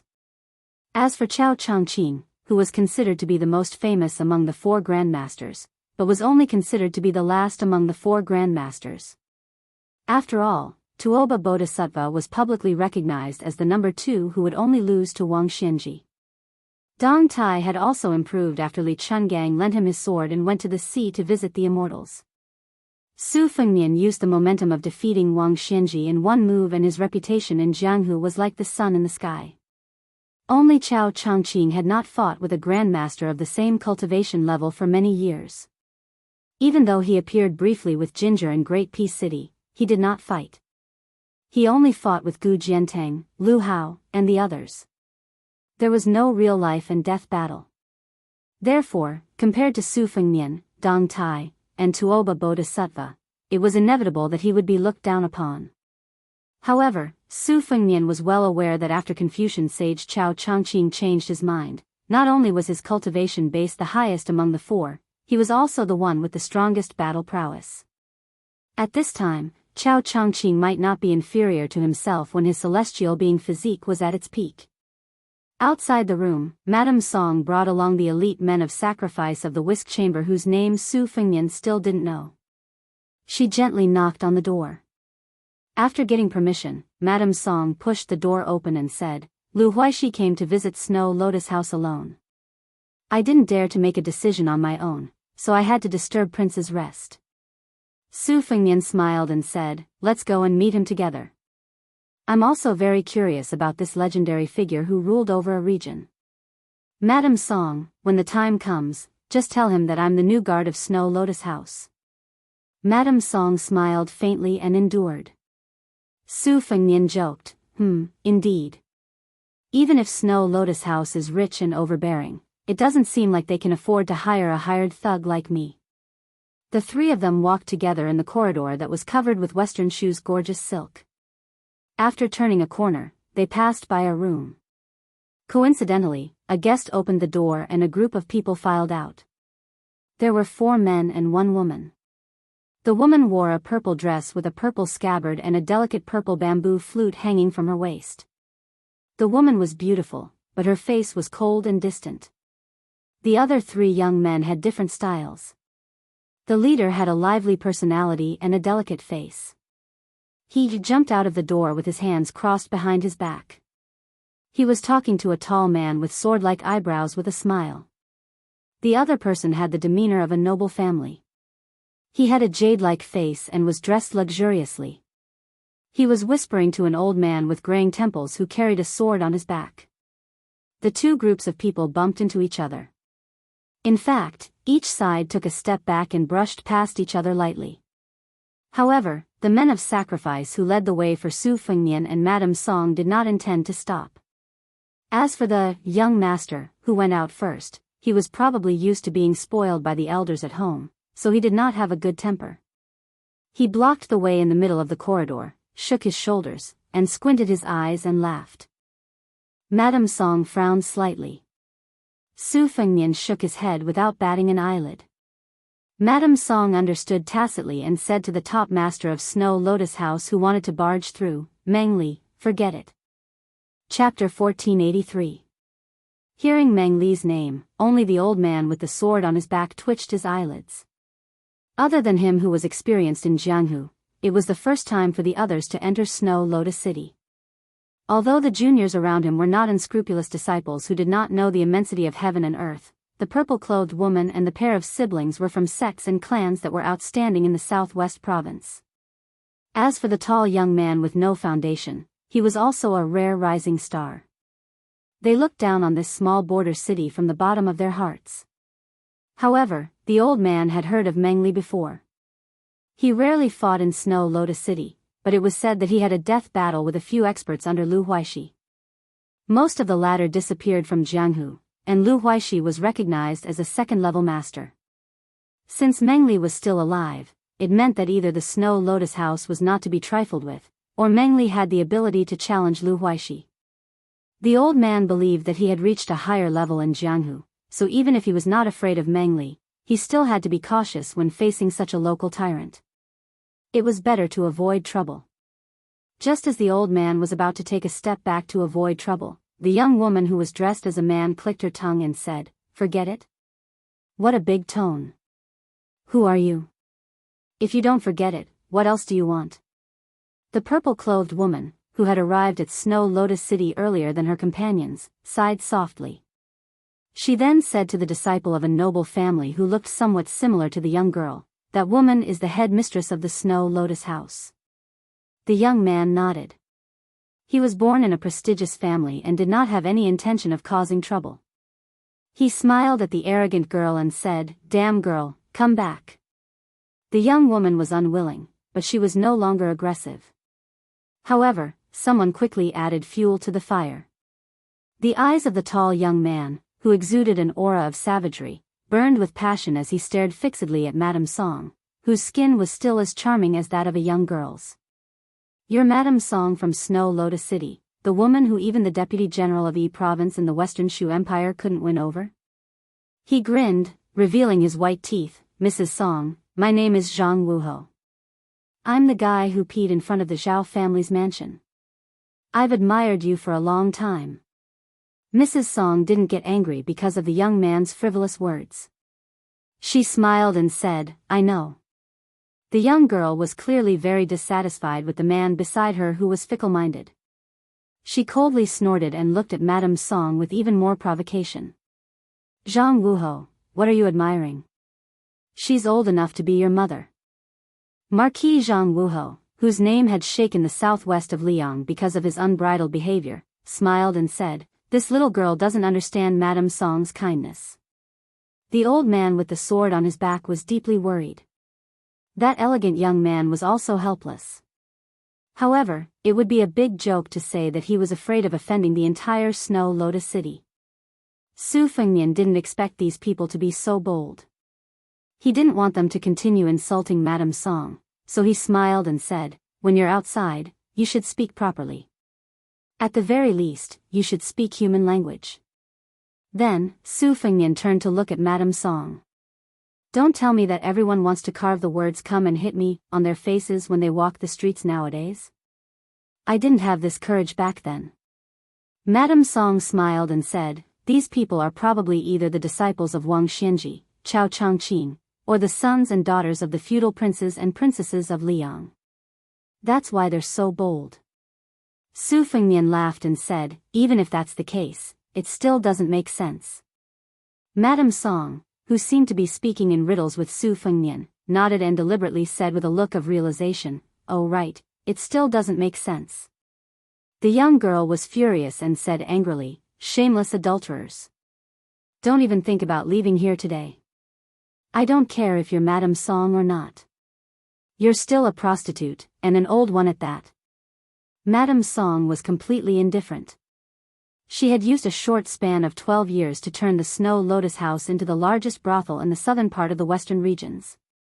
Even Lu Huixi had no choice but to tolerate this thorn in his side. How could she be defeated by a little girl with a few words?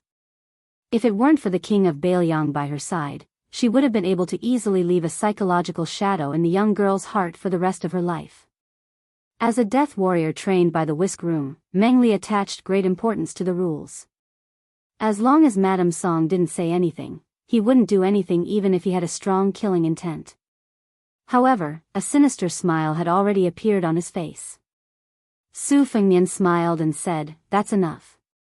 The young girl sneered and said, "You're just a pretty boy raised by an old woman. Who do you think you are? You think you're qualified to talk to me?" Zhang Wuho was originally a daring person, and he also had an astonishing backing. He chuckled and said, "You're not convinced? Why don't we spar? If you win, we'll make way. If you lose, Madame Song will be mine. How about it?" Su Fengnian smiled and said, "Spar? Sure." After saying that, he slowly walked forward. Meng Li quickly took the initiative to retreat and make room. His eyes were blazing with madness, and even his hands and feet couldn't help but tremble. He was one of the 4 grandmasters of the world. How many people could see the 4 of them in action? In the blink of an eye, the young girl didn't even notice anything strange. Then, a deafening sound came from behind her. She then discovered that Zhang Wuho had turned into that passable-looking young man who had the most repulsive smile. It turned out that Zhang Wuho had been pushed out by Su Fengnian's palm on his forehead. He crashed through the wall, passed through the room, and broke through the wall again. Just like that, he fell out of the 8th floor of the Snow Lotus Tower. Among the group, the old man with the sword on his back had the highest cultivation. However, he didn't see how this young man with an ordinary aura attacked. The old man instinctively reached out to pull out his sword. Su Fengnian only stood beside the young girl and looked at the 2 eye-catching holes. He waited patiently for a long time before turning his head and looking at the shocked Grandmaster of the Southwest. He asked with a smile, "What's wrong? You can't even pull out your sword?" At this time, everyone discovered that the Grandmaster of the Sword, who was unreachable in their hearts, had reached out to grab the hilt of the sword on his back. The sword, which weighed no more than a few kilograms, seemed to be as heavy as a mountain. No matter how hard they tried, they couldn't move it in the slightest. This scene was too ridiculous and comical. This accidental disturbance seemed to be an ordinary quarrel, but in reality, everyone in the group had their own schemes. Not to mention the pitiful person who had already fallen out of the Snow Lotus Tower, the girl in purple wanted to borrow the power of the Southwest Jianghu to make a name for herself. For a heroine to walk the Jianghu, winning the title of fairy was only the first step. She still needed a variety of methods to manage it. She needed to climb up to a towering tree so that she could intimidate others. She needed to be on good terms with the seniors, carefully win over young masters who had money and family background, and so on. On the road of Western Shu, the awe-inspiring son of an aristocratic family had sharp eyes. He had seen the old-style cold saber on Su Fengnian's waist. His family had suffered a lot at the hands of the Su family, so they wanted to skin the Biyao Su family alive. As for the dandy sons of Western Shu who liked to wear cold sabers, he had personally killed and crippled many of them over the years due to his anger. Now that he had met such a person in Snow Lotus City, other than disliking him, he wanted to test the waters. He wanted to create a farce and reveal some of the old secrets of the Snow Lotus Tower. If she really had an affair with Biyao, then he would have a merit that he could easily obtain. As for the girl who was angry at Zhang Wuho's fickleness, how could his eyes not light up? Her thoughts were very simple. In front of a strange man she was interested in, she just wanted to make him keep his eyes on her. Su Fengnian looked at the embarrassed old man who had drawn the sword and said pleasantly, take your time, I'm not in a hurry. After a while, the old man, who had been famous for a long time, struggled in vain. When he was about to lower his head and admit defeat, he suddenly pulled out more than half of the long sword in the sheath. Even the old man himself felt that it was unbelievable. The 2 women and 1 man who were staring at the old man felt relieved. However, the long sword in the old man's hand returned to the sheath by itself. Out of the sheath, back into the sheath. This process repeated again and again. The old man wanted to die. Madame Song suddenly burst out laughing. She had never felt so comfortable in more than 10 years. Chapter 1484. The old man with the sword on his back loosened his grip in disappointment. The clear heart of the sword that he had nurtured for decades was completely broken. His expression was dull, and he had lost the demeanor of a grandmaster. The purple-clothed woman, who had painstakingly earned the title of fairy, had an indifferent expression on her face that was as cold as ice. She wanted to say something, but she couldn't. Her watery eyes seemed to be able to speak, and there were actually 3 kinds of emotions in them: reverence, admiration, and guilt. The man from the Western Shu family put away his thoughts of fishing in troubled waters and put on a submissive posture. He tried to maintain the bearing of a disciple of a noble family, and did not show too much of an opportunistic attitude. His sister was the biggest contrast. Newborn calves were not afraid of tigers. Not only did she not shrink back, she widened her eyes. The only thing that was not written on her face was that she wanted to marry him. Madame Song did not add insult to injury. She stopped smiling and came to Su Fengnian's side. As if there was no one around, she began to introduce everyone to Su Fengnian. Purple Bamboo Fairy Huang Chunyu is from the Sword Mountain, which is only ranked after the Spring Invitation Cottage. Her master is the Donyo Peak Master, Deng Chong. She was a guest at General Lu's mansion some time ago, and she just came to the Snow Lotus House yesterday. If I'm not wrong, the brother and sister are from the Lu family in Izhou.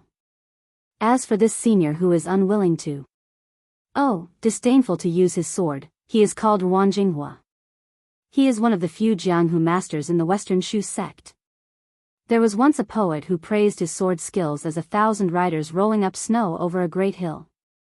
Therefore, he has the nickname of 1,000 Riders Sword Immortal in the southwest Wulin of Liang. The old sword immortal, who had just come back to life, almost spat out blood when he heard the word disdainful. His face was pale, and his lips trembled violently. Su Fengnian finally looked at the old man and asked with a smile, "You are Ruan Jinghua? When you were young, you admired the sword god Li Chungang, so you gave up literature to practice martial arts. You even wrote the famous poem, 3 Feet? The old man was stunned for a moment. This swordsman with no spirit left nodded slowly. Su Fengnian said unexpectedly, "Excuse me." Ruan Jinghua only felt that it was unbelievable. Even Madame Song was confused. Su Fengnian laughed softly. "There was once a senior swordsman who said that your talent was average, and that your swordsmanship would not be good. However, your poems were not vulgar. Ruan Jinghua should not practice swordsmanship, and should be a scholar." What surprised the Lu siblings was that after a moment of confusion, Ruan Jinghua seemed to have been possessed by a ghost. Tears streamed down his face as he cried and laughed. He was like a slow-witted child who had been taught a lesson in private school every day and was suddenly praised by a strict teacher one day. At the same time, he was like a poor scholar who had spent his entire life in dire straits. Suddenly, one day, he felt that he could die at night after hearing about the Tao. Huang Chunyu, who was imitating the Wulin Alliance leader Huishan Shenyuan, who was wearing a purple robe, discovered that the 3 of them were already far away. Ruan Jinghua was still intoxicated. For a long time he was unable to extricate himself. He raised his head and muttered to himself, "Without a case, without a scabbard, the dark room's night is always bright." A 3-foot wooden horse and ox could break all the soldiers in the world. I want to know that the sky is about to rain, and the dragon cries out. Walking in the world with a sword, 100 ghosts travel in the night.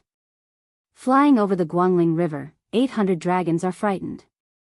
People do not know what they want, but the man in green robe laughs. "If the heavens did not give birth to me, Li Chungang, the way of the sword would be like a long night.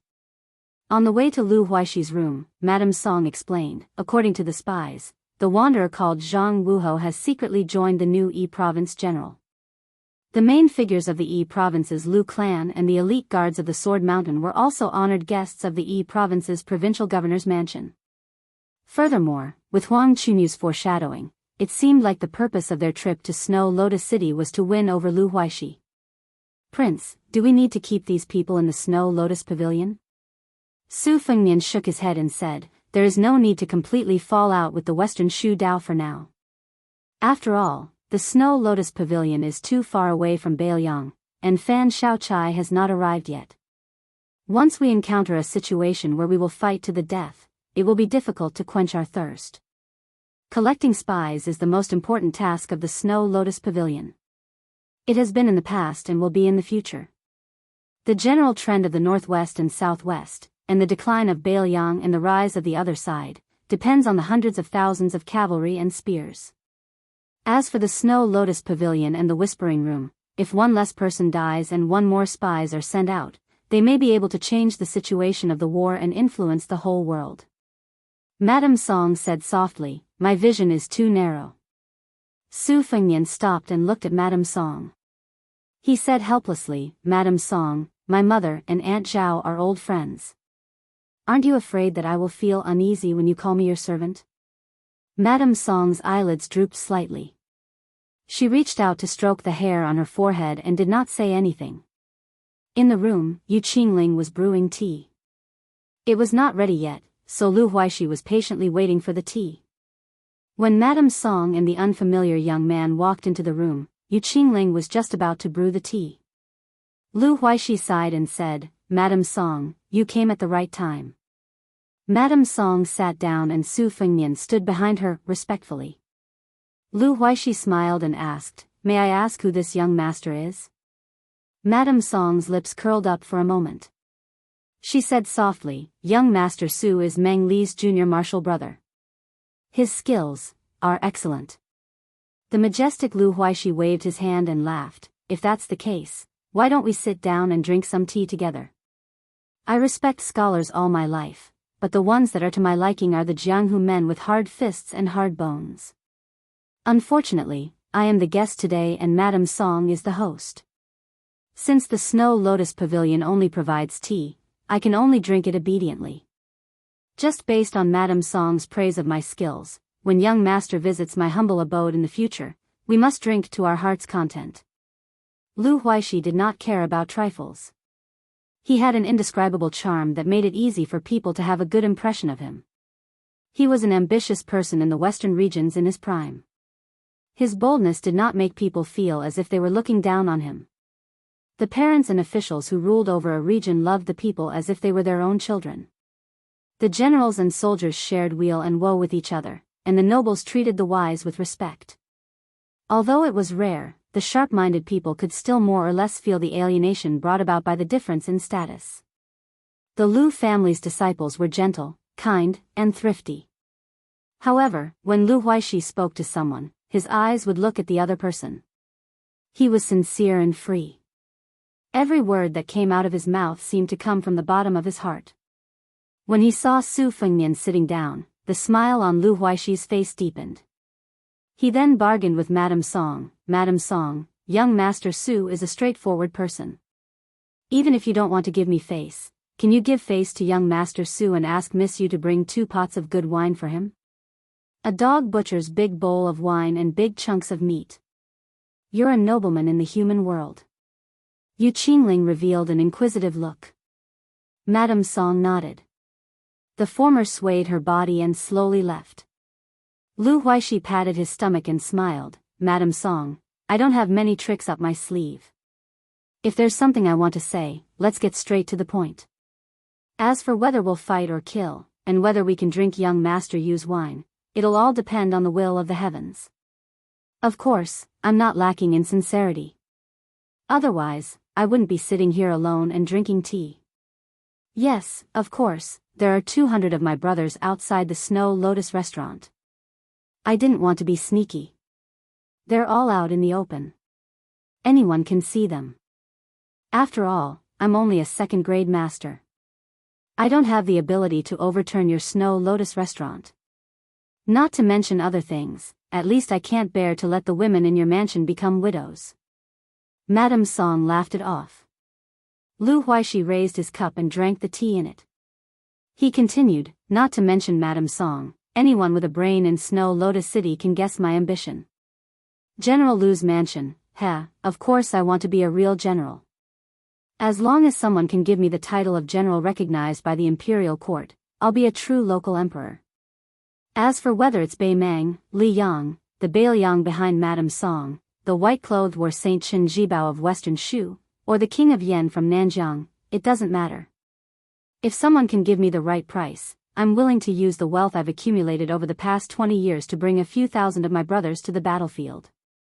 Madame Song smiled and said, "Once you're in the territory of another family, aren't you afraid of being bullied by others? A few thousand people are enough to dominate Snow Lotus City. As long as you leave your hometown and join the army, even if you're in the Western Shu path, which has the least number of soldiers, I'm afraid you won't be able to speak as loudly as you do now." Lu Huaishi rubbed his chin and laughed heartily. "That's why it's one thing to wait for the right price to raise one's status. It's another thing to open one's eyes and find a family that's easy to get along with. Otherwise, I wouldn't have been unable to get the title of general until today. To be honest, Huang Chunyu, who lives in Madame Song's Snow Lotus Pavilion, is just one of the many forces that have offered to recruit me. Other than the Western Shu path promising me the title of a general with a surplus title and the right to command 3,000 troops, the Southern Jiang offered me an even higher price. A secret messenger from the Dragon Palace promised me the title of a general of the lower third rank, Fenwood General, and one of the generals of the Liang Imperial Court. He also promised me that as long as I reach Nanjiang, I'll be promoted to the position of a general on the same day. Furthermore, all the brothers who leave Snow Lotus City will not be separated. Not only that, he also promised me an additional 6,000 troops.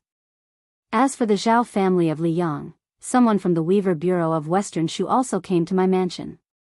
It's just that he's a little petty, so I won't mention it. However," Madame Song continued, "the northern barbarians offered the highest price. It's definitely impossible for you to become a general of the Bei Mang, but at the very least, you'll be a general's. They might even promise you that after you conquer Bailiang and conquer the Central Plains, you'll be a governor of the border. At that time, you'll have enough military merits, and the title of a prince with a different surname will be just around the corner. However, General Lu isn't sure about the outcome of the war at Liangmang. He's afraid that Bailiang will bully the weak and fear the strong. He's even more afraid that Bei Mang will send you to Liuzhou or Lingzhou to die. Isn't that right?" Chapter 1485. Lu Huaishi laughed and said, "Mrs. Song, you're so insightful. I think you're more than qualified to be an assistant minister of the Ministry of War in Liang." Lu Huaishi suddenly lowered his voice and narrowed his eyes, as if trying to hide his sharpness. "Rumor has it that there's a Wutongin on Mount Qingliang. Women from the Hanlin Academy will replace the young vassal king. It's not bad for Mrs. Song to be a female scholar in that Bailiang." Yu Qingling brought 2 pots of wine. It was Bailiang's green ant wine, which wasn't a rare thing. Even in the capital, which hated Bailiang, green ant wine was still popular, especially among the people. The spicy green ant wine was very popular. Because of its low price and high quality, it was the best choice in Liang's water transport system. Yu Qingling placed 3 bowls on the table. After filling all 3 bowls, the aroma of the wine assailed their nostrils. Yu Qingling knew that although Mrs. Song rarely drank, her alcohol tolerance was astounding. Drinking wine was like drinking water. It was easy for her to make 2 or 3 so-called wine heroes collapse. Mrs. Song picked up the bowl and drank it in one gulp without saying a word. Lu Huaishi also drank the green ant wine in one gulp. When he reached out to ask for more from Yu Qingling, he looked at Mrs. Song and said self-mockingly, "Madam, I think I'm quite straightforward today. Can't Snow Lotus House give me a straightforward answer as well?" Su Fengnian finally spoke. "General Lu isn't very straightforward." Lu Huaishi smiled and turned to look at the only man in more than a decade who could make Mrs. Song willingly serve as his foil. "Oh. What do you mean, young master?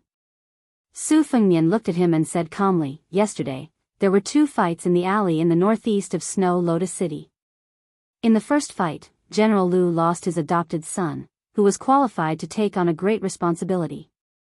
In the second fight, General Lu personally watched from a distant building. Although he couldn't see clearly, he couldn't determine the depth of my skills. He probably couldn't guess the identity of the 2 riders who entered the city late at night and left this morning.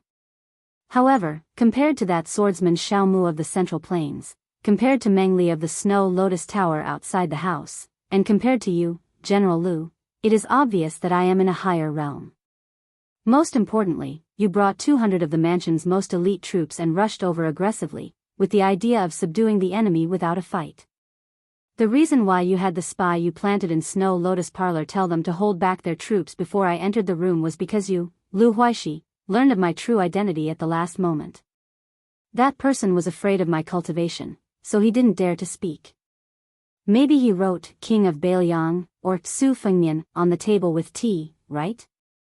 Mrs. Song raised her head and glared at Yu Qingling. The latter's face instantly paled. Lu Huaishi put down the wine bowl and rested his hands on his thighs. Then, he stood up and bowed with cupped fists. Commoner Lu Huaishi greets Prince Liang. Then, Lu Huaishi raised his head and grinned. You can kill me or torture me as you wish, Prince Liang. But Lu Huaishi only asks for one thing, and that is, don't blame this girl. Su Fengnian took a small sip of wine. The weather was still cold in late spring, and Lu Huaishi was soon sweating profusely. Su Fengnian smiled.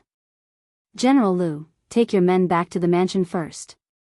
This king still needs to consider what price Biyao will offer.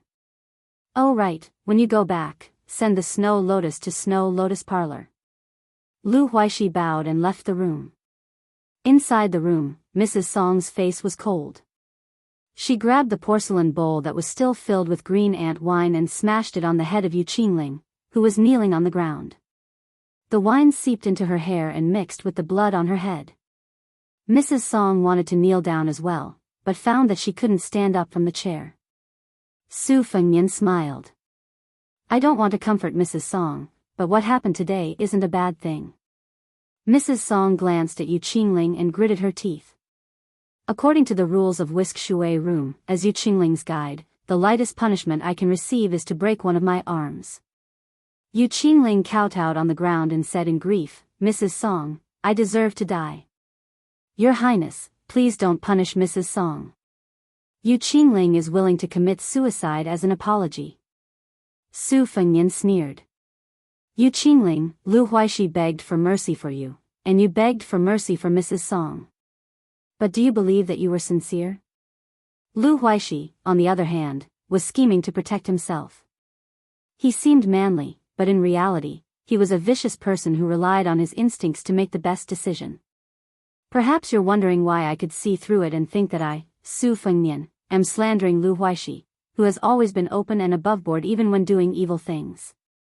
Su Fengnian laughed at himself. If you really want to give a reason, it can only be explained that I'm also a cold-hearted person. It's always more accurate for a bad person to see another bad person.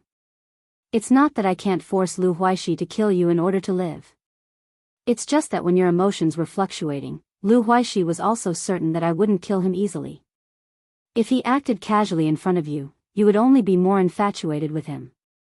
Who knows, you might even bite your tongue and commit suicide. Yu Qingling only had a trace of doubt in her heart, but she quickly raised her head with a firm gaze. I won't.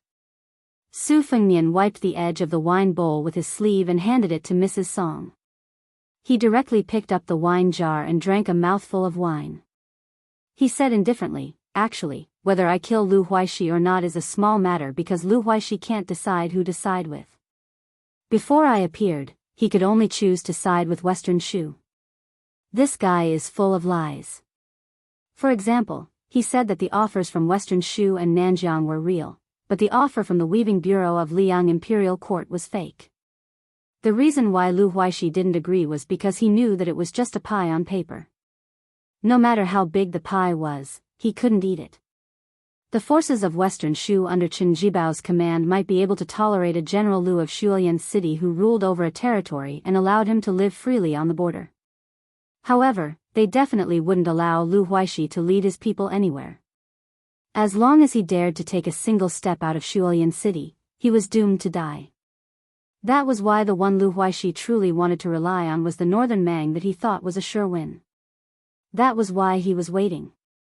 Only when the northern Mang took down Huda City and invaded Liang Province's territory would he declare his stance. If by any chance northern Mang suffered a defeat in this war, he would settle for the next best thing, switching to Western Shu's embrace.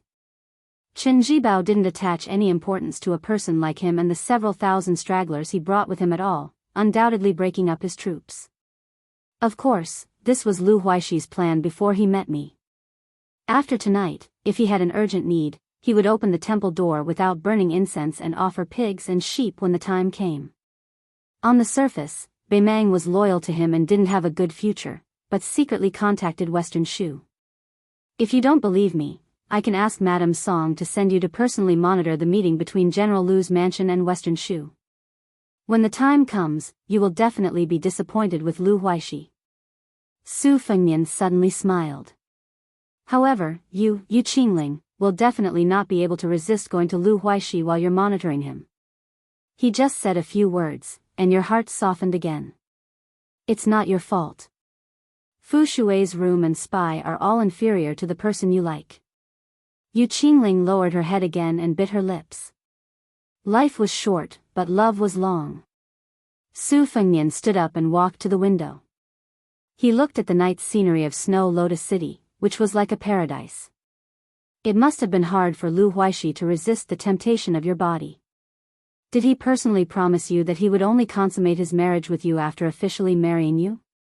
Yu Qingling finally broke down and sobbed silently. Madame Song asked Meng Li, who was outside the room, to take Yu Qingling away and lock her up. She came to Su Fengnian's side and said with a bitter smile, "I've made a fool of myself in front of your highness.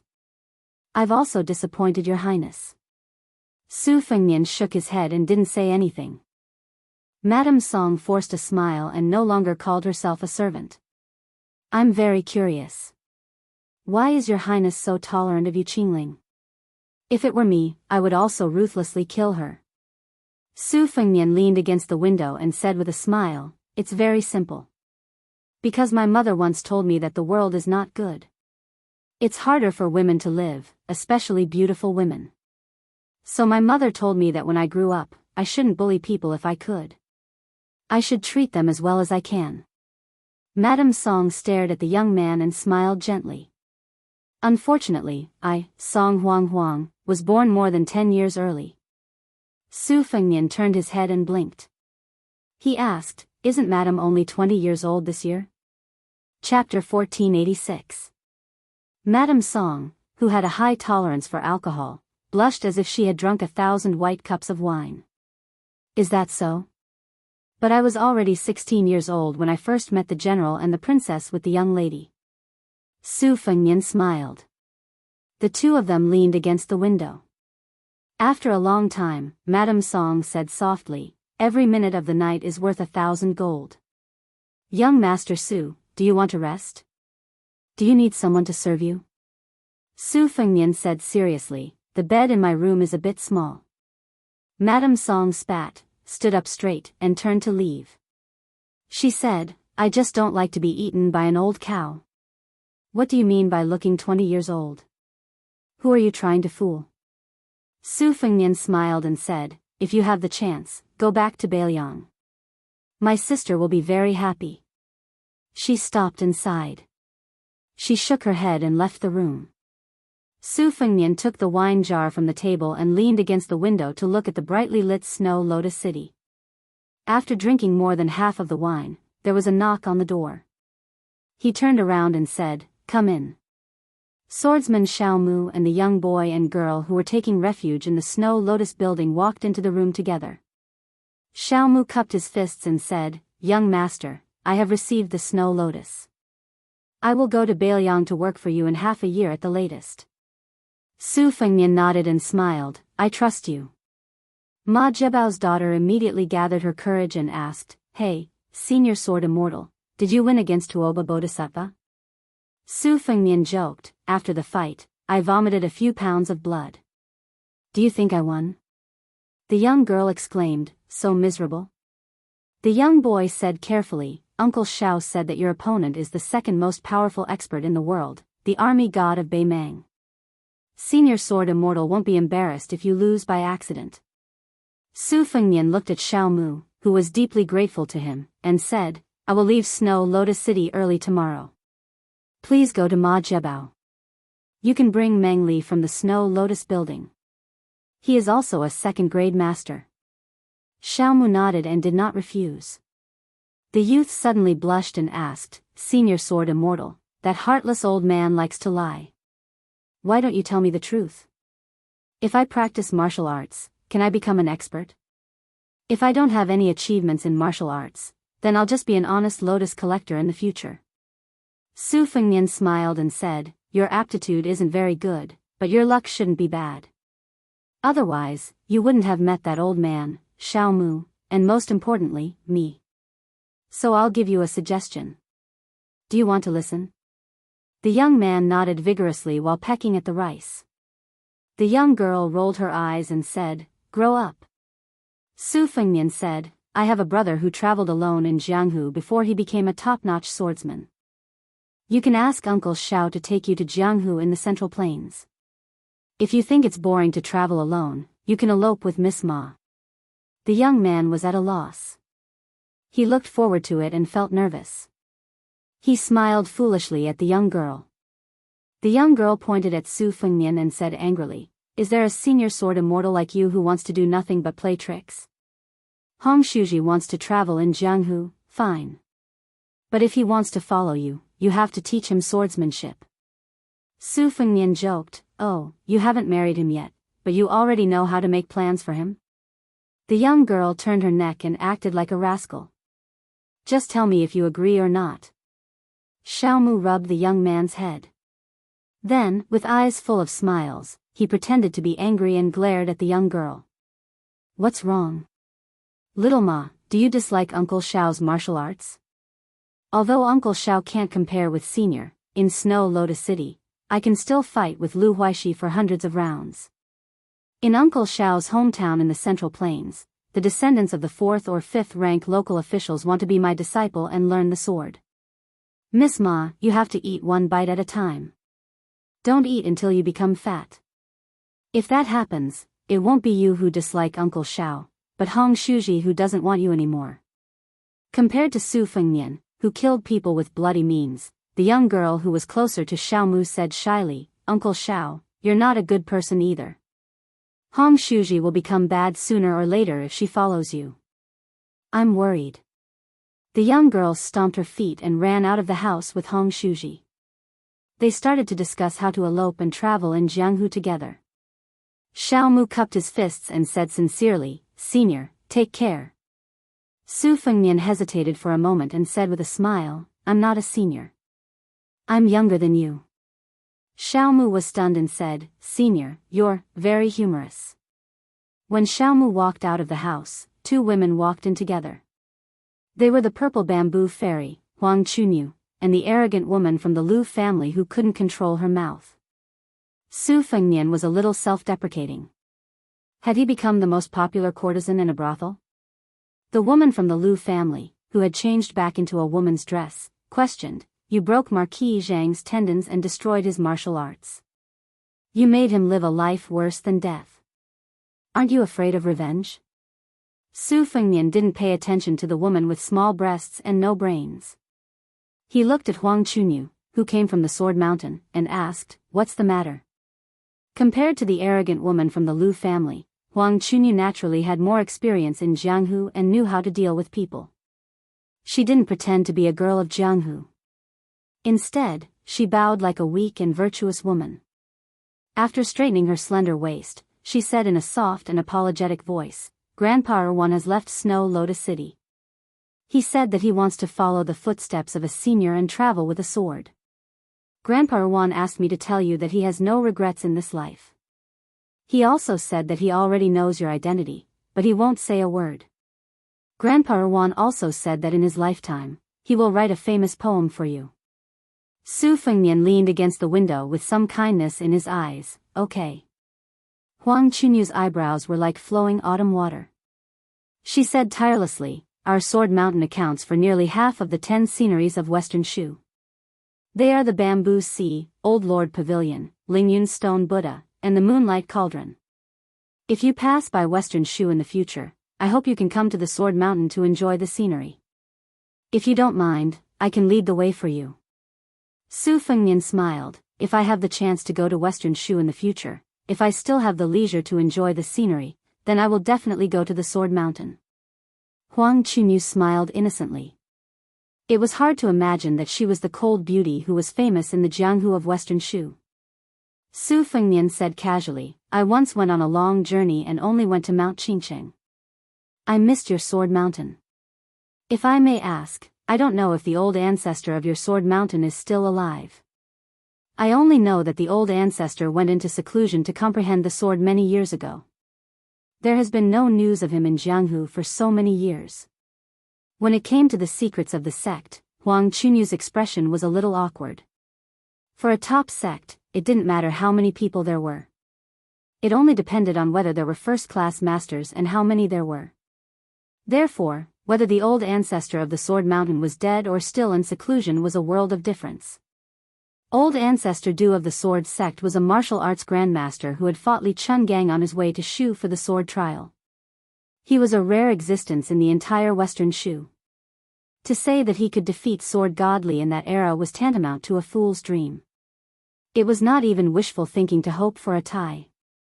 If the current Jianghu of the Central Plains was a scene of heroes rising together, then thinking back to the past, Li Chungang alone was the Jianghu, and all the outstanding people. Su Fengnian did not force her. He smiled and said, if he is no longer alive, help me propose a toast to Old Ancestor Du. If Old Ancestor Du is still alive, please help me pass on a message. The Tang Sword Chi scripture that Old Ancestor Du wrote when he was in the prime of his life, the 2 moves of pulling the Sky River and washing the troops' armor were quite imposing. Huang Chunyu nodded her head gracefully and obediently. The woman of the Lu family who was ignored pointed at Su Fengnian and said angrily, do you think I am blind? Do you know who I am? Su Fengnian asked back, are you the Empress Yan Dongwu? Or Xianyuan Qingfeng of Mount Hui? Or Chen Yu? Then Su Fengnian said coldly, if you are not, then get out of here. She bared her fangs and brandished her claws, shouting, I will bite you to death, as she ran towards Su Fengnian. Huang Chunyu quickly said goodbye and hugged this reckless girl's waist, quickly bringing her out of the house. After Huang Chunyu stepped out of the door, she suddenly turned around and said with a smile, young master, I almost forgot to tell you. Grandpa Erwan said that he has already thought of the title of the poem. It will be called The Journey of the Fierce Blade in the Snow. Chapter 1487. The second chapter is before midnight. The third chapter is before midnight. Su Fengnian had already left the city when the sky was still dark. Madame Song personally saw him off and the 2 parted at the city gate.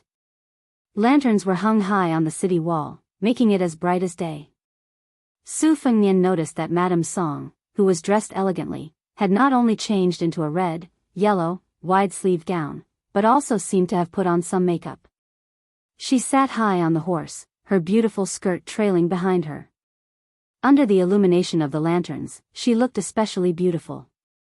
Su Fengnian had already discussed all the matters that he needed to pay attention to in the Snow Lotus House. Feigning civility with the fence-sitter Lu Huaishi was of the utmost importance. The spies from Beilyang and Western Shu would use this person as bait. Su Fengnian wore the old cold knife that had broken into 2 pieces at his waist. He carried an inconspicuous cotton bag with a few changes of clothes and some yellow and white items on his back. As they parted, Madame Song lived up to her reputation as the woman who had written the phrase, carrying a knife and standing alone in all directions, shining through the clouds at night. She did not show any signs of embarrassment and smiled as she cupped her fists and said, even if you accompany a friend for 1,000 miles, you still have to part in the end. Take care, Your Highness. Su Fengnian nodded and reminded, like I said before, the the Snow Lotus House is only the Snow Lotus House. There is no need for you to personally participate in the battle. Unless it is absolutely necessary, don't try to be a hero. It is not easy to find a three-legged toad, but there are plenty of two-legged men who want to be heroes. Madame Song smiled and said, "Is that so? I thought all men were three-legged." Su Fengnian laughed it off and then said seriously, "Don't think that I am being overly sentimental. It is fine if Biyao and Western Shu coexist peacefully. However, as long as Chen Jibao turns his attention away from the Central Plains, he will soon reveal his true intentions. At that time, not just your Snow Lotus House, but all the strongholds of the Fu Shui House in Western Shu and Nanzhao will be uprooted overnight. I don't need to say much about Chen Jibao's style of doing things. That is why I have already asked Chu Lushan to arrange your escape route. All of you are priceless treasures of Biyao." Madame Song's eyes were calm and peaceful. Su Fengnian took the cold blade from his waist, which had been broken in the fight, and threw it to Madame Song. "Northern cold blade only kills outsiders." Su Fengnian's figure gradually disappeared into the distance. Madame Song held the cold saber and slowly raised her hand. She was unwilling to put it down. The simple and austere saber and the slender and delicate arm formed a sharp contrast that could capture one's soul. The burly Meng Li had appeared in the shadows near the city gate. His eyes were complicated and his face was gloomy. Ever since this taciturn man had volunteered to be sent to Snow Lotus City 12 years ago, he had conscientiously helped Song Huang build a tall building from the ground. 2 8-story Mandarin duck pavilions were unique even in the rich and fertile land of West Shu. He had been through life and death situations for more than 10 years. Time and time again, he had to dress his wounds alone. Time and time again, he looked at that figure from afar.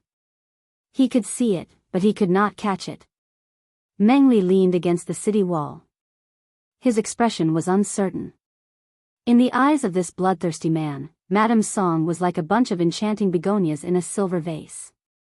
He was willing to stand in the distance and watch the flowers slowly wither, but if someone wanted to pluck the flowers and put them in their sleeves, no matter who that person was or what status they had, Meng Li would be worried. At some point, Madame Song had put on her cold saber and rode to the foot of the city wall. Meng Li stood in the shadows. She should not have seen his strange expression. Suddenly, Madame Song reached out her hand and fanned near her nose. She mischievously said, "Meng Li, why do I smell jealousy?"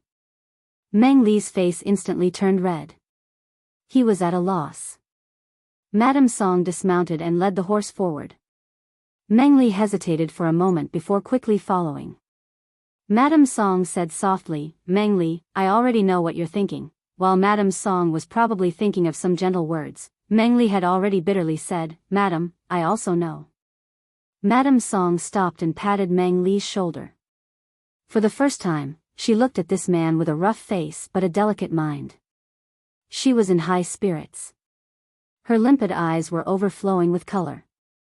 She pointed at the Central Plains and said boldly, "Meng Li, you're a man. Why do you have to be so pretentious? Maybe I, Song Huang, will never like you in my life.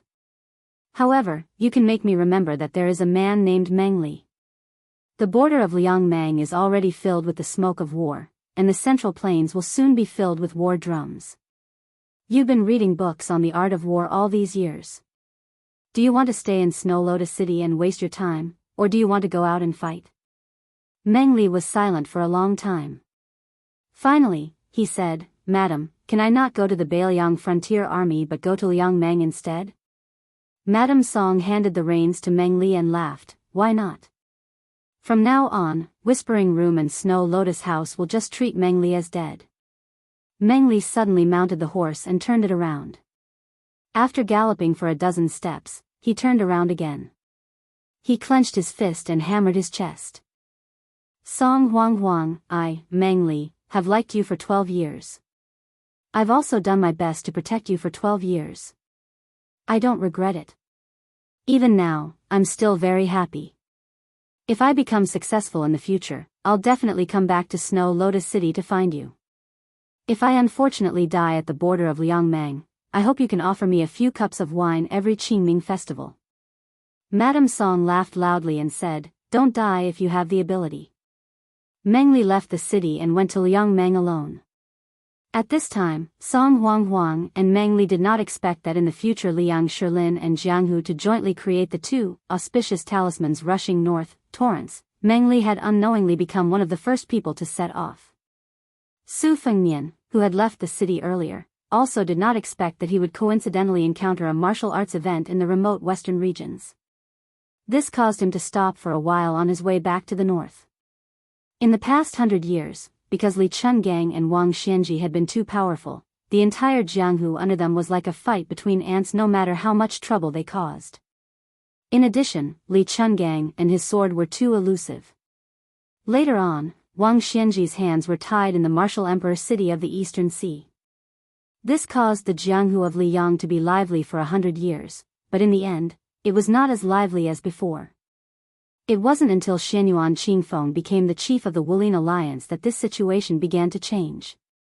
Of the four grandmasters, Su, Chao, and Tuoba, none of them were pure Jianghu people. Dong Tai appeared and disappeared mysteriously, and the other 10 martial arts judges were also shrouded in mystery. This made Xianyuan Zi, who was rumored to be admired by the emperor of Liang and who the new prince of Liang wanted to gift with the martial arts manuals, become the undisputed leader of the Central Plains Jianghu. Apart from the publicly recognized top 10 sects, the Sword Tomb of the Wu family, the Dragon Palace of Nanjiang, and the Fish Dragon Gang of Beiliang were at the bottom of the list. After the Martial Arts Society meeting at Great Snow Ping, many new lists were released near Liangsan. These lists abandoned those martial arts grandmasters and Jianghu sects that were too high in status. They were newly evaluated as the 4 fairies, the 4 sages, and the top 10 sects. In addition, there were also titles such as the 12 chiefs and the 8 demon lords. Although these lists were no longer lofty, it was precisely because they were approachable that they were as vigorous as weeds. Soon, everyone in Liangjiang knew about them. Under this general trend, 2 major events occurred in the bustling Liangjiang lake. One was that Xianyuan Qingfeng had come out from his closed-door training. In just half a year, he had comprehended the pass of immortality, and his realm had skyrocketed. He was born from the 12 chiefs of auspicious talisman of the 13 grades of spring and autumn. Xianyuan Qingfeng was the chiefs of sword, saber, and Dao. The second major event was that while Xianyuan Qingfeng was in closed-door training, someone had stolen 16 of the best martial arts manuals from the library in Great Snow Ping. Later, it was said that 6 of the 8 big figures of the evil way had joined hands to do it. Then, a second martial arts society meeting was held in Great Snow Ping. Although Xianyuan Qingfeng did not show up, under the leadership of Huang Fangfua, the chief guest of Mount Hui, he set the tone of the battle between good and evil with those respected sect leaders. For a time, all the heroes gathered and were excited, vowing to hunt down and kill the 6 evil people who dared to challenge the number 1 holy land in Jianghu, Great Snow Ping. The first-class Jianghu forces carrying the banner of enforcing justice on behalf of heaven set off from Mount Huishan, passed through Xiangfan in the middle of the Central Plains, passed through western Shu, and tirelessly chased the enemy all the way to the western regions. Along the way, countless second- and third-class gangs joined in. Whether they had nothing better to do and wanted to join in the fun or wanted to build a relationship with Mount Huishan, in short, the flow from east to west was getting bigger and bigger. There were thousands of people. The movement was so big that not only the garrisons of Jiangnan Circuit and Western Shu Circuit were alerted, they were in a state of panic for a while. Moreover, it was said that even the young nobles of the Zhao family secretly joined in. Most of them just wanted to see the purple dress of Mount Huishan. A few of them secretly recruited the forces of Jianghu in order to seek self-protection in the imminent turmoil. Therefore, it could be said that the fish and the dragons were mixed together to participate in the grand undertaking. Chapter 1488. At that time, Su Fengnian was riding alone and stopped beside a gravel path that was trodden by traveling merchants all year round. He was a little dumbfounded. This path was actually filled with endless streams of people, and it was a rare scene of a boiling cauldron of voices, as if they were going to a market. Among them, there was a group of Jianghu men who were dressed in bright clothes and were riding on horses. The other women were holding zither, kongho, hule, and other musical instruments. Most of them were Jianghu men who were roaming the Jianghu. They were dressed in bright clothes and riding on horses. The swords and sabers on their waists were all valuable weapons. Among them, more than half of them were wearing white robes and white robes. There were also a few who were unconventional and had wooden swords on their waists. In the mighty group, there were also people riding donkeys and carrying branches. Naturally, these guys were the firm admirers of the peach blossom sword god, Dong Tai. Su Fengnian had been to Liang Lake twice. The first time, he felt like he was walking at the foot of the mountain, where he could only crawl and roll in the mud without being able to see the scenery at the top. The second time, he walked on the top of the mountain, like an immortal who was enjoying the clouds and drinking the dew.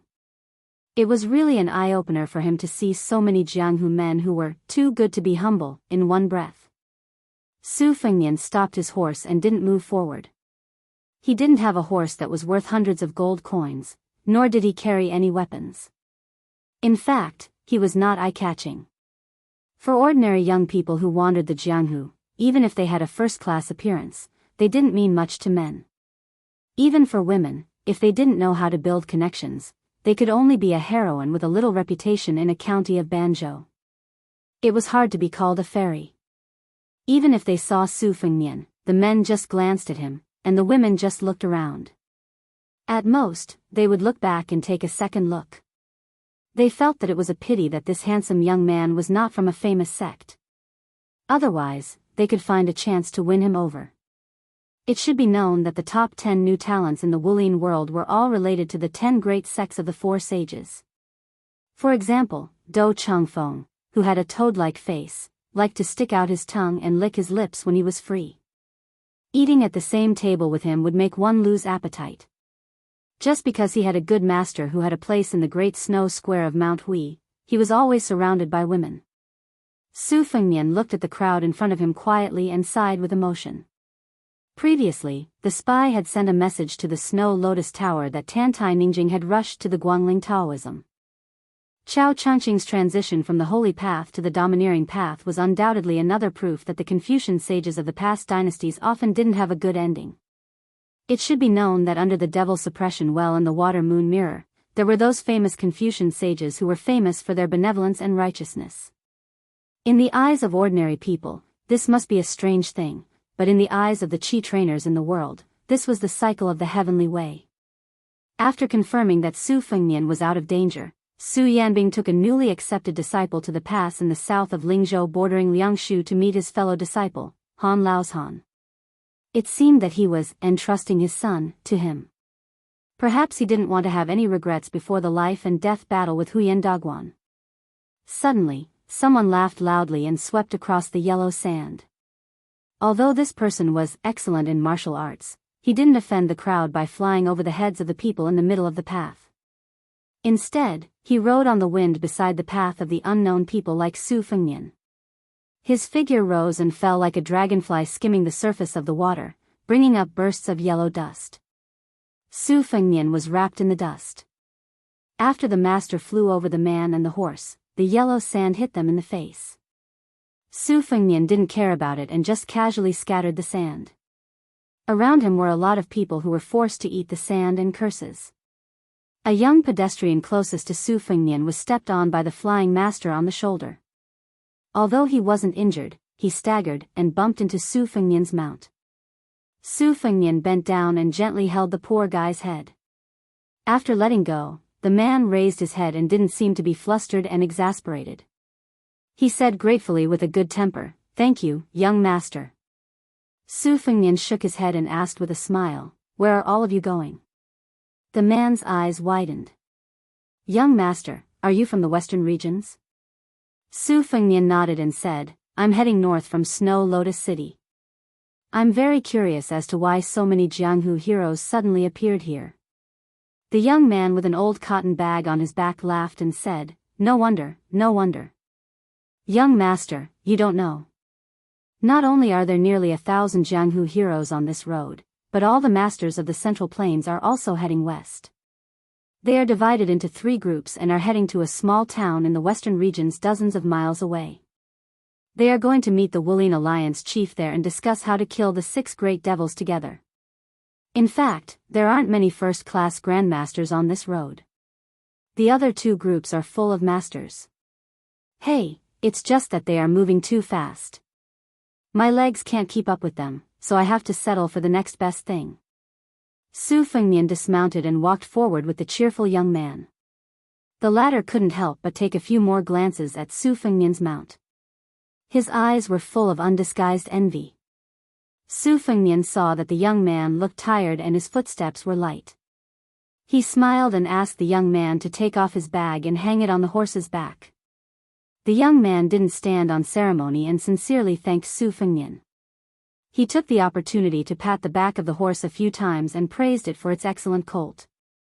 The young man saw that this young master didn't seem like a rich man who was difficult to get close to.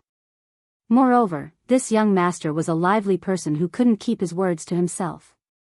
Therefore, he opened his mouth and told Su Fengnian about the scale of this trip to the western regions. His face was brimming with pride as a Central Plains man. Without needing Su Fengnian to ask, the young man took out his family's wealth. He came from Jianghu County, Gangnam-do, which was the richest in the world. His name was Shinchanggang, and his master was one of the last consecrated elders in the county. However, he was only one of more than 10 disciples in name other than the direct disciples. This time, there were more than 20 people from the sect who were heading to the western regions. However, they were all proud disciples of the sect leader and the 3 deputy sect leaders. They were not on the same side and couldn't join in the fun. Therefore, he had to travel alone. After talking about his family's affairs, Shinchanggang, who boasted that he was the messenger of Jianghu County, began to introduce Su Fengnian to the important people on the road. Hey, do you see those women in front who are all playing musical instruments? Don't underestimate them just because they are girls. They are all extraordinary. They are all fairies from the Misty Mountain, the second largest sect in Huainan Dao. The Misty Mountain only accepts women and is divided into 2 peaks. The women of the 2 peaks are seated according to the positions of the ceremonial courtesans and ceremonial courtesans. Oh right, these courtesans are definitely not prostitutes. Young master, you must not blaspheme against them. You must know that the Misty Mountains sect leader, the Flying Cicada Fairy, has a technique to retain her youthful appearance. She is already 50 years old, but she is still as graceful and moving as a 16-year-old woman. Even in the great snow plateau of Mount Hui, her seat is also very close to the front. Her reputation in the Jianghu is also extremely good. After our Wulian Alliance chief came out of seclusion, he discussed the Jianghu together with 18 leaders of the righteous path. The Flying Cicada Fairy is one of the 18. As for those nuns, they come from the Jingxi nunnery of the southern peak Zen Mountain. In the past year, they have been competing with the Tranquil Heart Monastery, which also established a sect in the southern peak Zen Mountain, for the position of Mountain Lord. It is said that the Wulian Alliance chief will recognize whoever makes the greatest contribution this time as the master of the southern peak. The one at the front is a big monk who is 10 feet tall and has a red sandalwood bead around his neck. His nickname is the Red Sandalwood Monk. He is a famous expert in Liaodong. Currently, there are 16 loose immortals in the Jianghu, and he is one of them. It is said that when he was young, he found an old ginseng that was only 10 years away from being 1,000 years old. He bitterly waited for it for a full 10 years. After eating the old ginseng, his internal energy greatly increased, and he was able to become a loose immortal. I heard that the string of the red sandalwood Buddhist beads is made of the roots of the old ginseng. Even if you have a divine weapon that can cut through hair, you can't cut it. The group of young masters and daughters riding horses are all disciples of the famous orthodox sects in the Jianghu, which is an important martial arts town in the southeast of Liang. I call these people the 2nd or 3rd generation of the senior generation. Don't the officials have the 2nd generation and the descendants of the generals? They are all disciples and grand-disciples of the local martial arts grandmasters who are famous in Jianghu. Naturally, they are the 2nd or 3rd generation of the senior generation. As for me, forget about it. My Taiga sect. I'm not afraid of being laughed at by young master, but in reality, there's no way for us to compete with those 4 or 5 top-notch sects in the county. We can only shut our doors and pretend to be masters. My direct disciple brothers can only show off in the county. Once we leave our hometown, aren't we just serving tea to other people of the same age who come from famous sects? Anyway, I can't stand it anymore. I'm happy to be free and unfettered. At least, I don't have to act according to other people's wishes. Su Fengnian patiently listened to the young man's long-winded chatter with a tranquil smile. Shen Changging's mouth was dry from talking. Su Fengnian handed him a pot of green ant wine that he had brought from the Snow Lotus Tower. Shen Changging, who had never tasted this kind of wine, did not know the severity of the situation. He took a big gulp and felt as if his throat was on fire. His face turned red and he coughed continuously. When he handed the pot back, he said awkwardly, "This wine is really fierce." Su Fengnian saw a few riders passing by from the corner of his eyes. One of the riders was a woman whose breasts were undulating along with the back of the horse. He chuckled softly and said, "Is it as fierce as this heroine?" Shen Changging's eyes lit up. They were both men, so they quickly understood each other's intentions. He felt closer to this young master who was not pedantic and inflexible. He nodded with a smile and said, "What an imposing manner." Chapter 1489. Unable to control his emotions, Shen Changging's voice was not soft. The riders had unusually sharp ears, so they quickly reined in their horses and turned their heads, glaring fiercely at the two slick and poor fellows. After one of the escorts dismounted, he walked toward them with a ferocious smile. Shen Changging admitted that he was in the wrong, but he did not want to implicate the young master beside him. He took a few steps forward and cupped his fist, wanting to admit his mistake. Unexpectedly, that person did not give him the opportunity to report his name and sect. He raised his foot high and stomped on Shen Changging's chest. The travel-worn Shen Changging's lapel shook with a burst of dust. Under the huge impact, he was sent flying backward in the blink of an eye. Su Fengnian reached out to support Shen Changging's back and deliberately took a few steps back before he barely supported Shen Changging's body. Su Fengnian gently pulled Shen Changging behind him and raised his elbow to block the kick. Then, he looked up at the smiling heroine on horseback and said with a smile, "We were rude first. I hope everyone can forgive us." Shen Changging's face turned red. Su Fengnian smiled and said, "We were rude first. Please forgive us." The strong young man who did not achieve anything obviously felt that he had lost face in front of the ferry. He deliberately kicked up the yellow sand with the tip of his foot as he ran forward. He made a set of dazzling fist moves with his hands, and dust flew up. He was so imposing that he shouted angrily, "You're looking for death. Forgive you my ass. Grandpa will teach you how to be a man today." But what happened next made the young man's group and all the onlookers on the road not know whether to laugh or cry. They saw the handsome young man pull the troublemaker behind him and run away. He didn't even care about the horse, turning around and running away. The strong young man spat and did not bother to chase. He got back on the horse and continued to talk and laugh with his companions. Recently, there was a new custom in Liang Jianghu. The reason was that before Mount Huishanzi became the rightful Wulin Alliance leader, there was a famous contest in Jianghu at the end of the series of famous battles at Quicksnow Mountain Villa. Her opponent was a famous Jianghu figure in his 70s. He had a fiery temper and spoke rudely. In the end, not only was he defeated by Xianyuan Qingfeng, but he also forced the old Jianghu figure to acknowledge her as his grandaunt. In these 2 years, with Xianyuan Qingfeng's unstoppable rapid rise, there were all kinds of father-son and grandfather-grandson fights in Jianghu. Whoever lost would be the son or grandson, and whoever lost would have to call the other father or grandfather. After Xianyuan Qingfeng became the number one person in Jianghu, challengers were as numerous as carps crossing the river. Her practice was the same as Wang Xianji's in Martial Emperor City. The loser would have to leave his weapon on the weapon-collecting platform. She did not make anyone acknowledge themselves as her grandson, but many busybodies began to count on their fingers and took the initiative to help this ZZ figure out who she would accept as her grandson today and who would become Mount Huishan's son tomorrow. Many people who were slow on the road could not help but roll their eyes when they saw the two running back to take the horse. A few young girls even covered their mouths and laughed. Even the thick-skinned Shen Changeng was a little embarrassed. But after seeing the calm face of the loyal young man beside him, he felt relieved.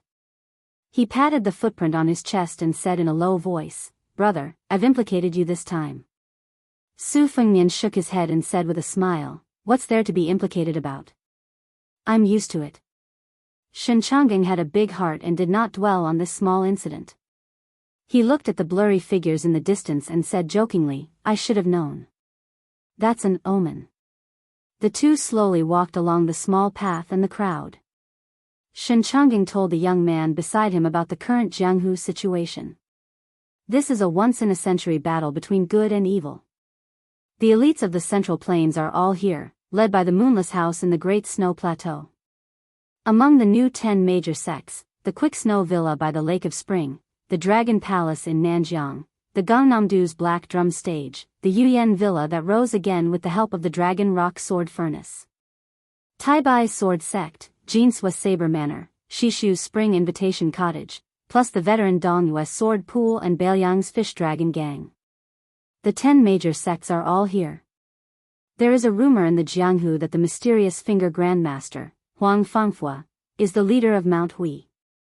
As for the whereabouts of the Wulin Alliance chief, no one knows. The only daughter of the Quick Snow Villa's manor lord, Wei Qi Liangfu, is traveling in the Jianghu for the first time. The Dragon Palace's palace lord, Lin Hongyuan, is personally leading a group of top experts. The Yuyan Villa's young manor lord, Zhang Chunlin, is traveling west alone with 3 famous swords. The Taibai sword sect, which once had a land sword immortal, has finally produced a young swordsman who is known as the banished immortal of the sword Dao. It is said that he has received the guidance of the Peach Blossom Sword God. In just half a year, his sword Dao realm has improved by leaps and bounds. He has broken through the 2nd grade, 1st grade, Vajra realm, and the mysterious Finger realm. Therefore, this person is also known as the 4 young grandmasters, together with the person who is currently staying in Martial Emperor City, Qi Xianxia of Mount Longhu, and the manor lord of Jinswa Saber Manor. They are regarded as the most outstanding figures who won't lose to the 4 grandmasters in the future. This guy who is not even 18 years old, isn't he powerful? Su Fengnian smiled and nodded, yes, he is very powerful. Shen Changeng sighed, among the 4 young people, the manor lord of Jinswa Saber Manor is actually more famous than the banished immortal of the Taibai sword sect. It can't be helped. She is not even 30 years old, but she is already a genuine saber master. Moreover, she is one of the 4 fairies who are famous in the world.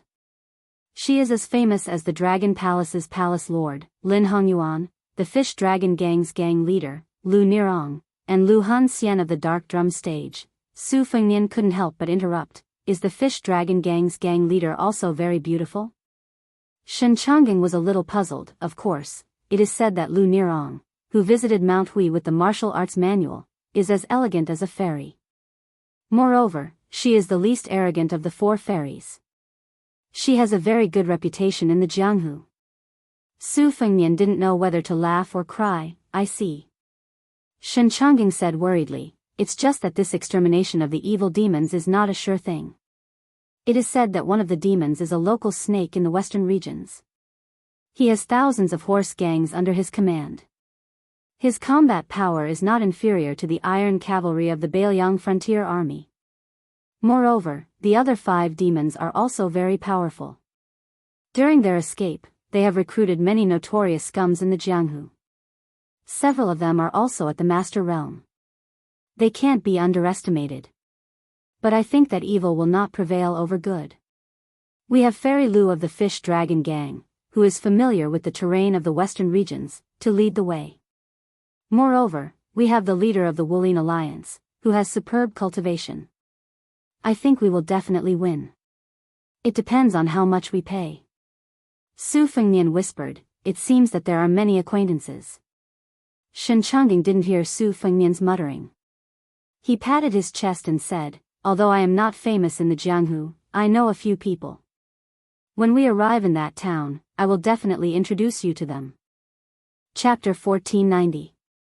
However, Shen Changeng soon realized that his boasting had been exposed. The town, which could only accommodate 400 to 500 people at most, was already overcrowded. It had long been occupied by the big shots of the top 10 gangs and the disciples of the second-tier sections. Those with solid connections and thick pockets had also entered the town through the back door. These people who could stay in the restaurants and inns were naturally superior to others. Next were the Jianghu forces stationed at the edge of the small town. Most of them were reputable sects in the provinces and counties, but they could only obediently set up their tents. Next, they would have to eat and sleep in the open. As for a nobody like Shinchangeng, in addition to the fact that he had arrived late, he could not even find the Jianghu disciples from the same county that he was familiar with in the dense crowd. He stood half a li away from the small town and could only stare helplessly. Su Fengnian held back his laughter and did not speak, lest this boastful fellow beside him become even more embarrassed. Fortunately, there were some local residents in the town who were good at making money. They pushed their wheelbarrows and started a small business. They sold some dry biscuits, wine, and dried dates. Shinchangeng endured his headache and bought 2 small bags of dried dates at a high price. He and Su Fengnian each had a bag of dried dates. A small bag of less than 20 dried dates cost 1 tael of silver. Shinchangeng wanted to cry but had no tears. He squatted in the crowd with Su Fengnian, munching on the dates and muttering gloomily. Su Fengnian looked around. It was naturally difficult to see familiar faces in the vicinity. Obviously, he did not expect to see any Jianghu people he was not familiar with. This made Su Fengnian, who was hoping to try his luck and meet Lin Hongyuan of the Dragon Palace, lose interest in staying. He wanted to continue north after eating the dates. Su Fengnian took the pot of green ant wine from the horse's back and handed it to Shinchangeng, who had been coveting it but was too embarrassed to ask for it. Shinchangeng opened the cork and shook his head. He was not in a hurry to eat it. Many men and women nearby were envious. This made young hero Shen, who was trying to find joy in the midst of bitterness, very satisfied. Su Fengnian squatted on the ground and slowly threw a jujube into his mouth. He wondered why Xianyuan Qingfeng had made such a big fuss. The so-called 6 devils were not worthy of her attention. As for Shinchangeng's claim of monopolizing the top 3, Su Fengnian had some meaning that outsiders would not understand. Useless monk, who had died in the hands of Chao Chongqing, most likely had met Xianyuan Qingfeng before he was alive. This great master, who made the imperial court bow to him 100 years ago, taught Xianyuan Qingfeng everything he had learned in his life. Lu Songtao did not focus on swordsmanship at that time, but he had the demeanor of a sword immortal. Otherwise, he would not have been able to kill the sword immortal of Jianghu at that time. With Lu Songtao's amazing talent, he must have a unique understanding of bladesmanship, which allowed Xianyuan Qingfeng to bravely advance on the path of swordsmanship. Before Zhao Huangchao of Dragon Tiger Mountain died, he had turned into a black rainbow and flew to the snowfield. When he met with Su Fengnian on the snowfield, she deliberately hid this matter. However, both of them were shrewd people who knew each other well, so Su Fengnian was too lazy to expose it. As the main character, Hui Shanzi, had not arrived in the town yet, so everyone could only wait. Everyone was bored to death. Fortunately, in this banquet where the banner of justice was held high, it was natural for people to make friends with each other. However, every time a late Jianghu big shot passed through the crowd and entered the town, the crowd would burst into thunderous cheers. Of course, those people's reputations in the whole Jianghu would rise to a higher level. Originally, they were just heroes in a remote corner, but now, they would soon spread all over Liang Jianghu. Su Fengnian squatted in the crowd and laughed at himself. Among the 14 people who participated in the martial arts evaluation, he must be the only one who was stupid enough to stay here and drink the northwest wind. Su Fengnian suddenly smiled at Shinchangeng and said, "Look up." Shinchangeng was stunned. He raised his head and looked at the cloudless sky. It was empty, and there was not even a bird defecating above his head. But soon, Shinchangeng suddenly opened his eyes wide. Compared with most of the Jianghu people inside and outside the town who were slow to realize what was going on, he was definitely the lucky one. A purple rainbow quickly fell into the town from the distant sky. Shinchangeng's eyes were dull, and his mind was swaying. It took him a long time to come back to his senses. He even forgot why the person beside him had such foresight. He just rubbed his cheeks hard and explained to the person with emotion, "It must be the chief of Wulin." "How is it?" "Is it?" Su Fengnian nodded before Shen Chang'an could say anything. "Yes, it's very powerful." Shen Chang'an laughed loudly and poured the remaining red dates in the bag into his mouth. Then, in a fit of excitement, he imitated the legendary land sword immortal who could invisibly kill people with sword chi. He spat out the dates with a few puffs. As a result, one of the dates fell on the back of the head of a man sitting on the ground in front of him. In fact, the force was very light, and it did not hurt or itch. But in Jianghu, one had to pay attention to face more than life. The man suddenly turned his head and saw Shen Chang'an, who was first stunned and then pretending to look up at the scenery with his mouth closed. He got up and rolled up his sleeves to give the little bastard a few slaps. Shen Chang'an's face was sullen. He turned his head and looked at Su Fengnian, planning to run away again. However, Su Fengnian took the wine jug from his hand and threw it high to the man. He laughed and said, "Brother, don't be offended. If you want to beat people up, we'll accept it. But the world is big, and drinking is the most important thing. Drink up first." The man subconsciously caught the wine jug and smelled it. His face was intoxicated, and he drank it all in one gulp. His whole body quivered, and he gently threw the wine jug back. He glanced at the horse behind Su Fengnian and raised his arm to wipe the corner of his mouth. He laughed heartily and said, "It's strong enough. If you don't mind, we still have some bacon left. Why don't you try it together?" The two groups of people, 7 or 8 rough men, sat in a small circle. The man used a dagger to cut the bacon that was less than 2 caddies heavy. Everyone, including Su Fengnian and Shen Chang'an, had a share. Su Fengnian took out a few taels of silver and bought about 10 caddies of wine. Someone was so happy that he slammed his bowl on the ground. This enraged the townsfolk who sold wine in bulk and could lend their bowls to the customers, but he did not dare to say anything. Fortunately, since Su Fengnian had already revealed his true colors, he simply gave all his taels of silver to the vendor. He bought the cart of 40 to 50 caddies of wine and 2 large lamb legs in one go. Su Fengnian's wealth made the originally reserved atmosphere suddenly warm up. Drinking wine and eating meat was better than being a noble. Although the wine was of poor quality, it was still intoxicating after drinking a few caddies. One of the men who could not hold his liquor drank the most, and soon he was 70 to 80% drunk. The man who sat on the ground slapped his thigh.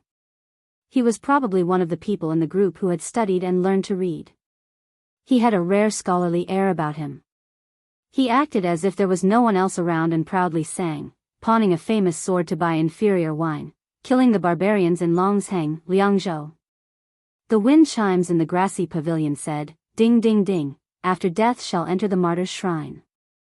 While everyone was waiting for him to continue, the man shook his head and mumbled that he was really drunk. Then he leaned back and fell to the ground, snoring loudly. The man who knew Su Fengnian first laughed and said, "This guy studied in a private school for a few years. He always said that he was talented but was not recognized.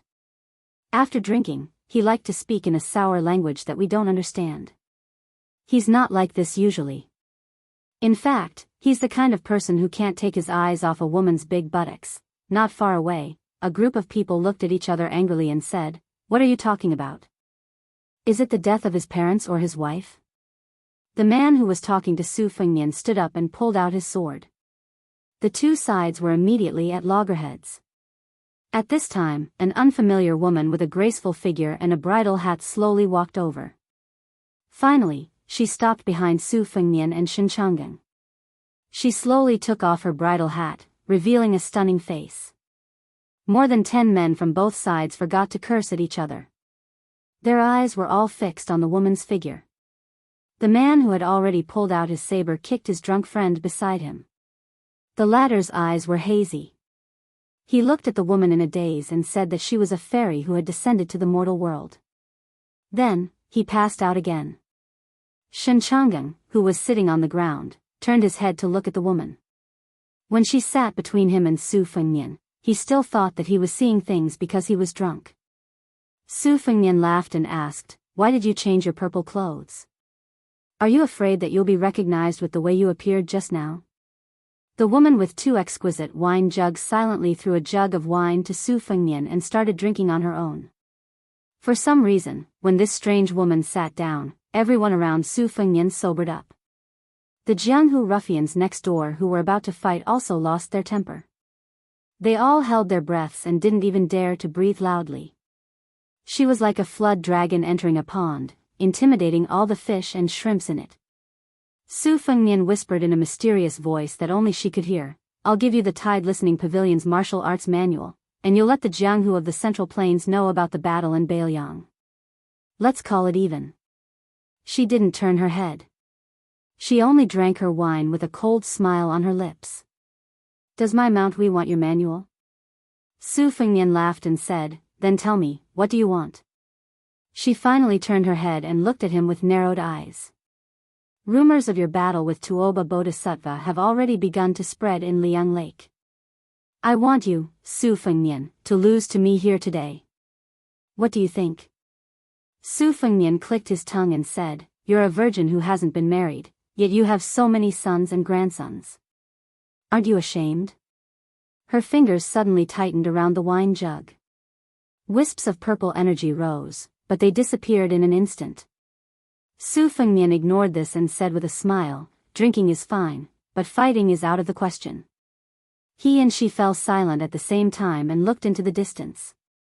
It was just like when they were looking at the snowman called Dream under the eaves of the capital. Chapter 1491. Chapter 3, It's Definitely Very Late. The reunion after a long time, after the two drank all the wine in the pot, parted on bad terms.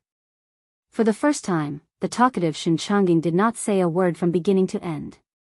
It was only when the woman put on the veil that covered her face and walked straight into the small town that he suddenly woke up from his absent-minded state. He carefully used his elbow to hit Su Fengnian and asked curiously, "An acquaintance?" Su Fengnian smiled and said, "You can say that." She was never a woman that was pleasing to the eye. Shen Changing quickly sat upright and said sincerely, "She's so beautiful and her temper is bad." "That's normal. To be honest, such an outstanding woman, you won't be able to find her again after this village. Don't miss this opportunity just for the sake of face. What nonsense about brothers being brothers and women being like clothes.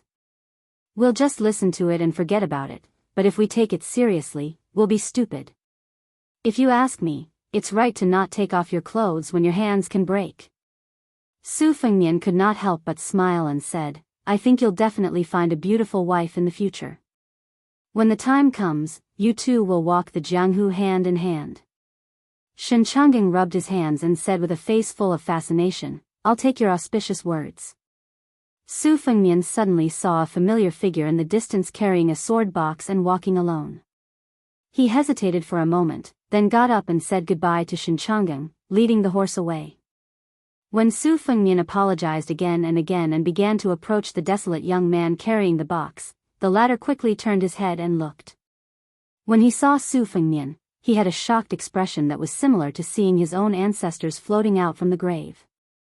The originally eye-catching arrogant demeanor of an aristocratic family was completely broken. He hurriedly trotted to Su Fengnian.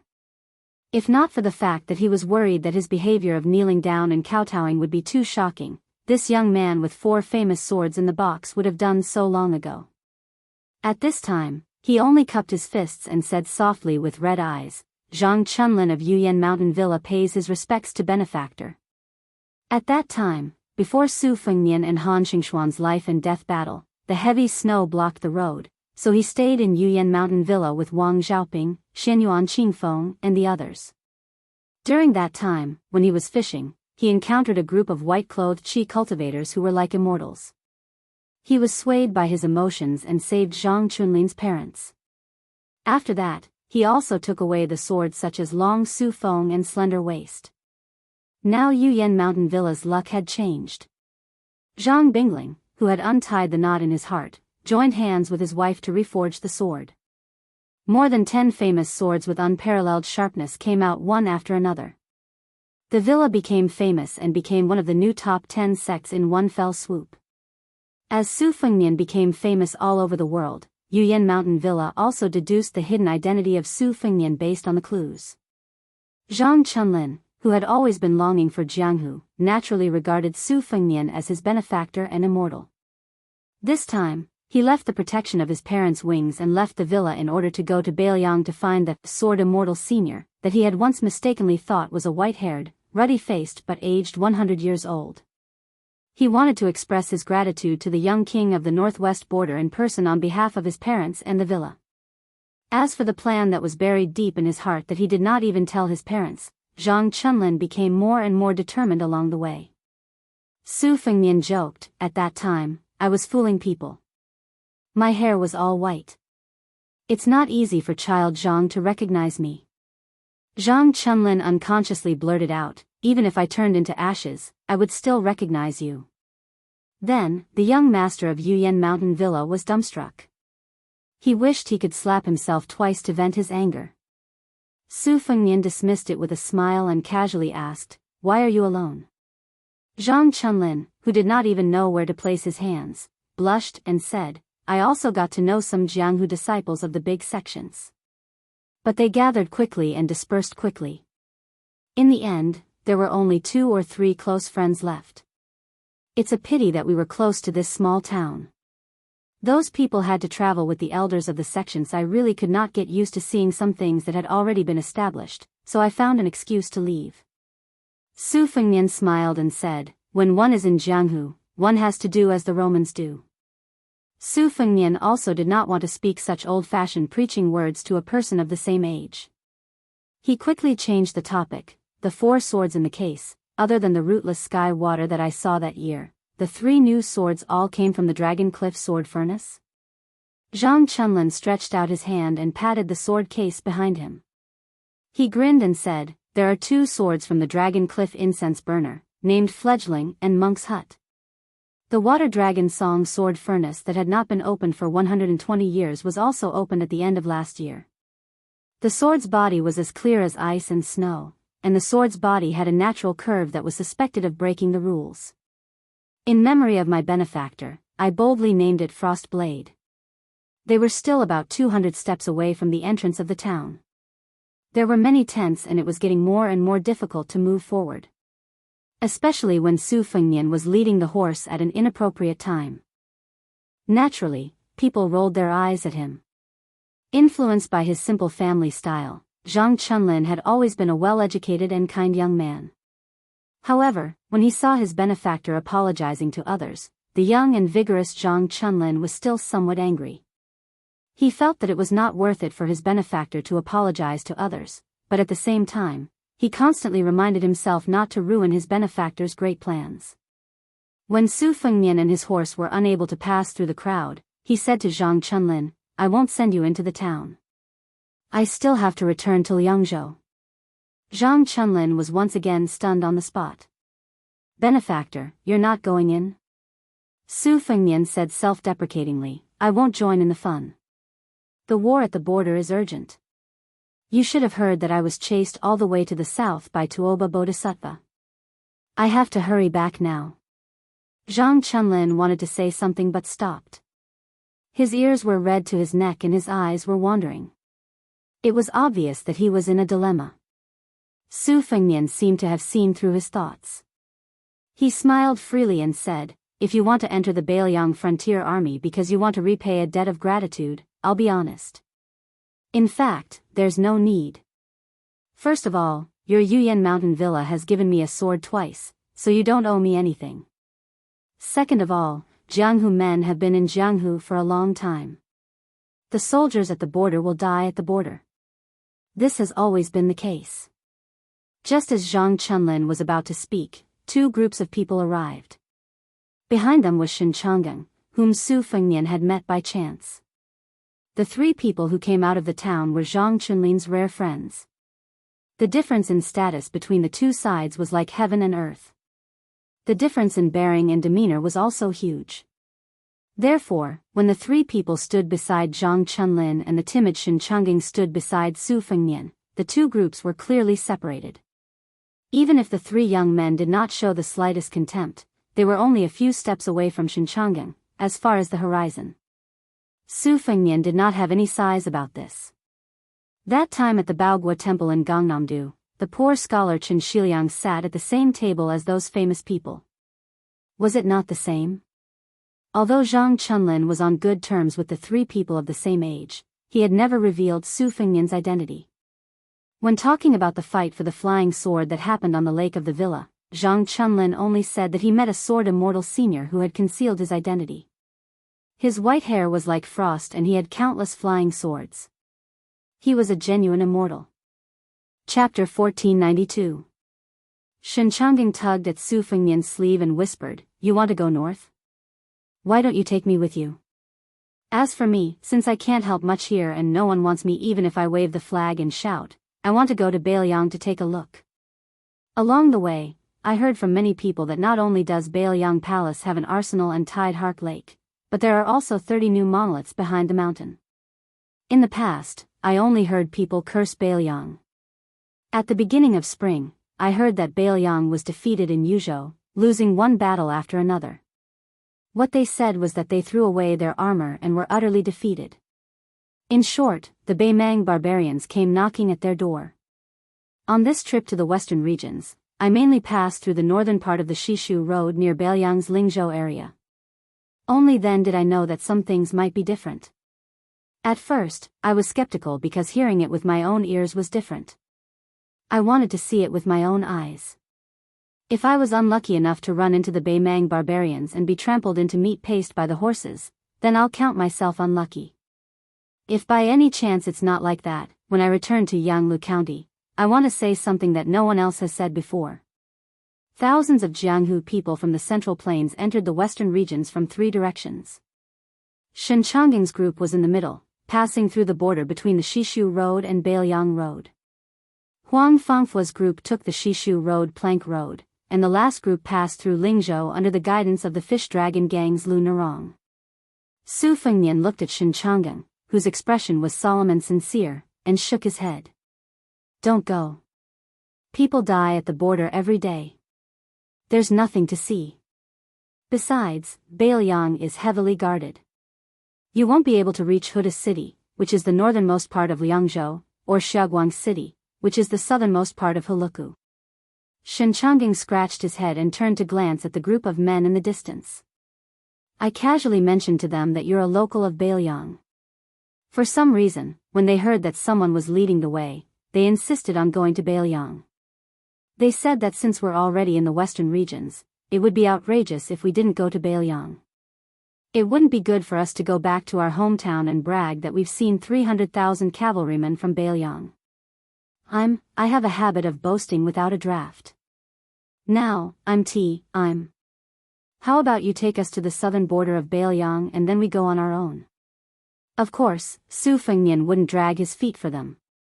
He couldn't slow down his pace towards Huda City. He could only shake his head.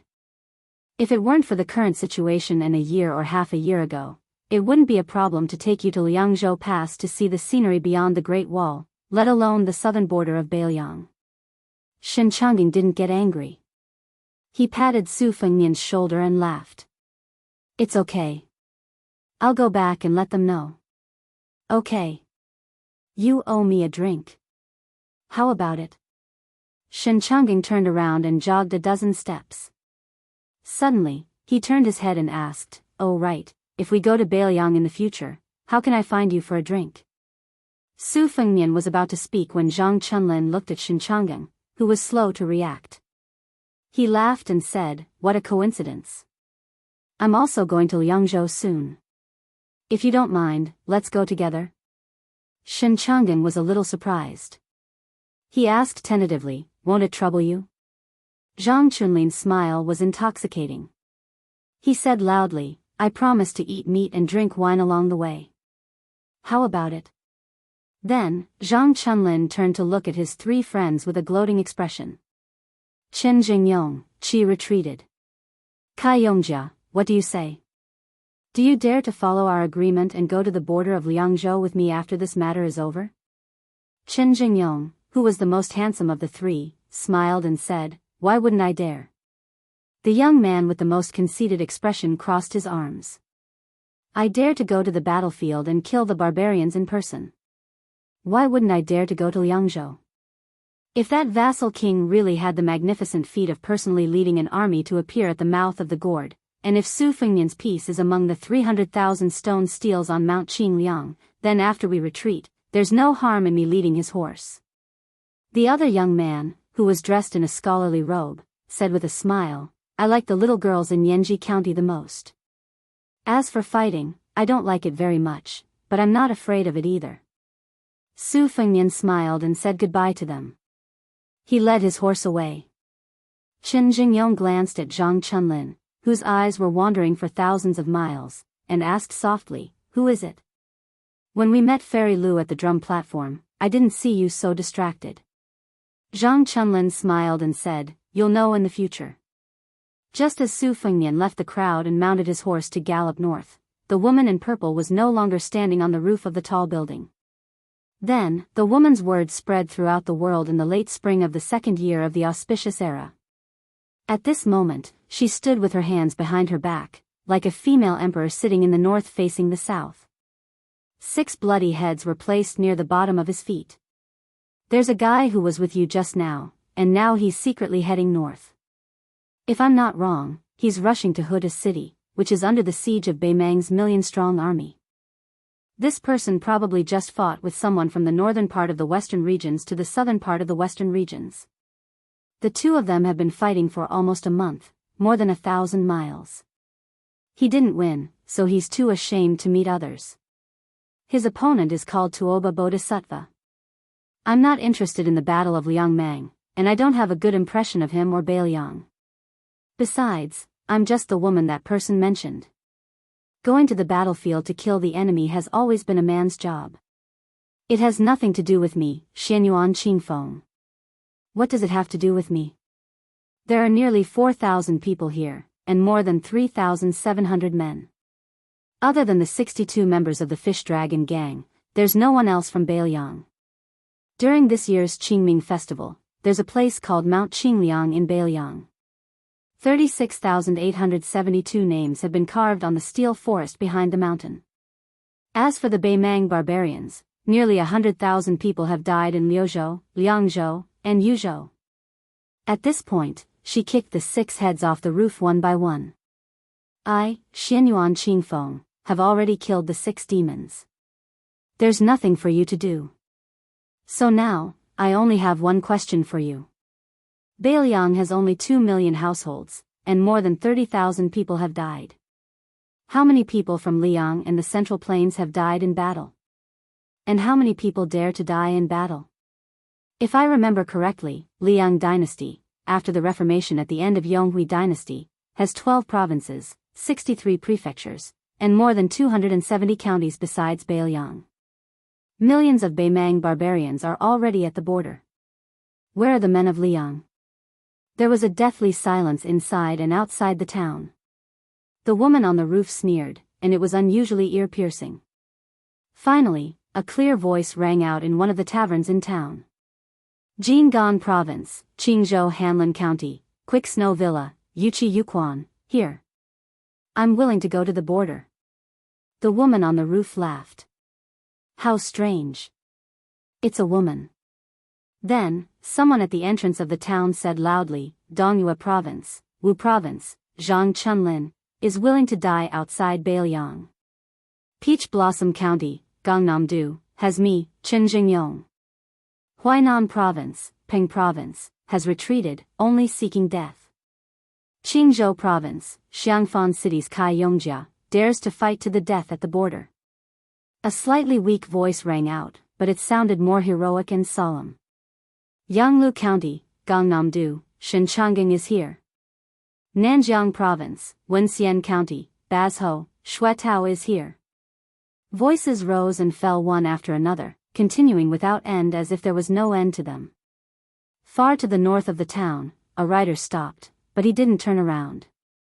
This young man who dared to slay dragons, who dared to fight Tuoba Bodhisattva for thousands of miles, didn't even dare to look back at this moment. Baliang was at the northwest gate. The Central Plains was behind him. Biyao cavalry was the best in the world. The spearhead had been facing north for 20 years. However, it wasn't the Central Plains in the eyes of most of the civil officials in Liang. When had the real Central Plains ever lacked heroism? This writer began to gallop wildly.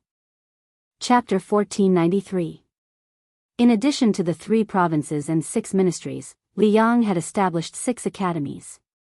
Most of the academies were still empty, but there were already more than 20 people who entered the academies one after another. Their status was almost comparable to that of the Hanlin Academy's Yellow Gate scholar. Among them was Dong Yuran, a rising star in calligraphy who was commented by old Tan Tantanwang that his writing is divine, bright and open, and has the most refreshing. There was also the young painter Huang Quan, who was adept at drawing ghosts, gods and dragon water. These 2 people, together with the 10th Duan national master Fan Changho, as well as after returning from the Guanjing border, wrote a poem that was recommended by many of the capital's scholars to be second place on the list of 7 absolute poems of Yonghui for the last 20 years, Gao Tingshu. Other than that, there was Du Ming, whose father used to be the right assistant minister of the Ministry of Justice. He was a nobody in the Ministry of Justice for 6 years, but he really made a name for himself. He and his father, who had retired many years ago, wrote a total of 7 volumes of the Tangyin collection of surprises and doubts. Not long after Song Kelly entered the Hanlin Academy, he submitted an even more brilliant work, the County Annals of Jianghu County. The content was rich and the narration was methodical, making people gasp in amazement. It was rumored that His Majesty the Emperor would read it at night and personally wrote the preface. Yan Qiji, who was also in the Hanlin Academy, and the other 3 Huang men were also extraordinary. Under the guidance of Qi Yanglong, Yao Baifeng, and other literary giants, they successfully corrected the 12 Confucian classics. The court, who attached great importance to this, quickly made 81 stone tablets and placed them in front of the Imperial College. The tablets were connected so that scholars could copy them.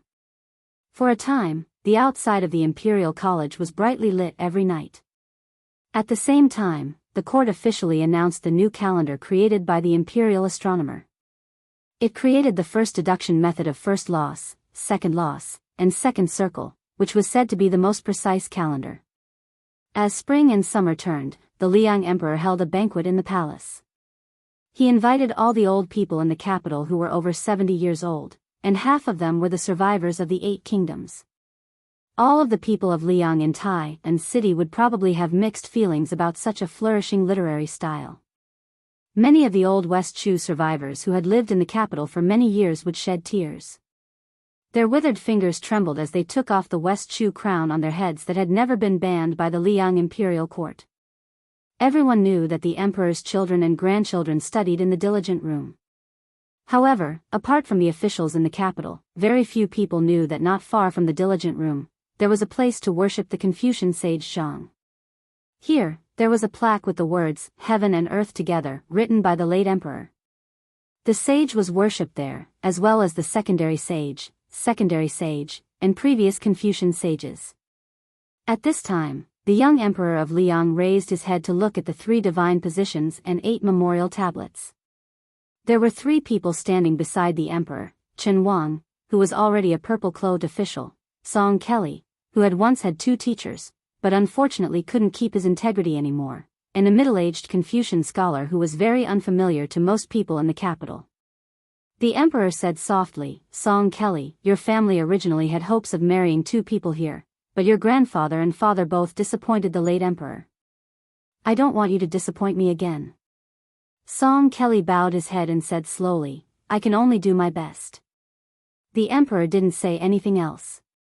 Song Kelly just kept his head down until Chen Wang gently tugged on his sleeve. The 2 of them walked out of the room quietly. Chen Wang turned around and walked forward, while Song Kelly kept his back to the door. After Chen Wang and Song Kelly left, the head eunuch of the ceremony directorate, Song Tonglu, quietly closed the door. The young emperor finally showed a hint of exhaustion. The middle-aged Confucian scholar who was qualified to meet the emperor since birth couldn't help but sigh, "Your Majesty, you shouldn't have indulged that woman from Mount Hui." Although I'm not a member of the imperial court, I know that being an official is, in the end, accumulating reputation. Reputation is a sound that reaches the ears of the emperor. Once the matter is done, it's in the emperor's heart. From top to bottom, it's just a matter of time before you reach the highest position. Then there's the reputation of the people, which has always been valued by the officials verbally but looked down on in their hearts. From the bottom to the top, the person who's the most successful is Qi Yanglong, who has persisted in Jianghu for 70 years. Tantanan and Huan Wen are close behind him. Yao Baifeng, who's only suitable for learning and not being an official, is slightly inferior. The assistant minister of the Ministry of Rights, Jean Lanting, has the heart but is powerless. The person who can surpass Yonghui as an official is Chen Wang, who just left with Song Kelly. The father and son of the Su family aren't officials of the Zhao family. The more this is the case, the more popular Su Fengnian will be. I'm afraid that one day, he'll have a harder time than the late emperor suppressing Su Shao. Zhao Zhuan calmly said, "Are you saying that Su Fengnian has the intention to rebel?" The middle-aged man shook his head and said, "On the contrary, I've never thought that the father and son of the Su family would rebel. After the Battle of the Western Fortress, it was like this. Now that the Battle of Liangmang has begun, no matter how the situation changes, it's still the same." Zhao Zhuan frowned and said, "Isn't that self-contradictory?" The only scholar in the world who could be born as a saint, because of his family name and family background, this middle-aged scholar who was respectfully called Duke Yensheng by the Emperor of Liang sighed again, "It's not contradictory.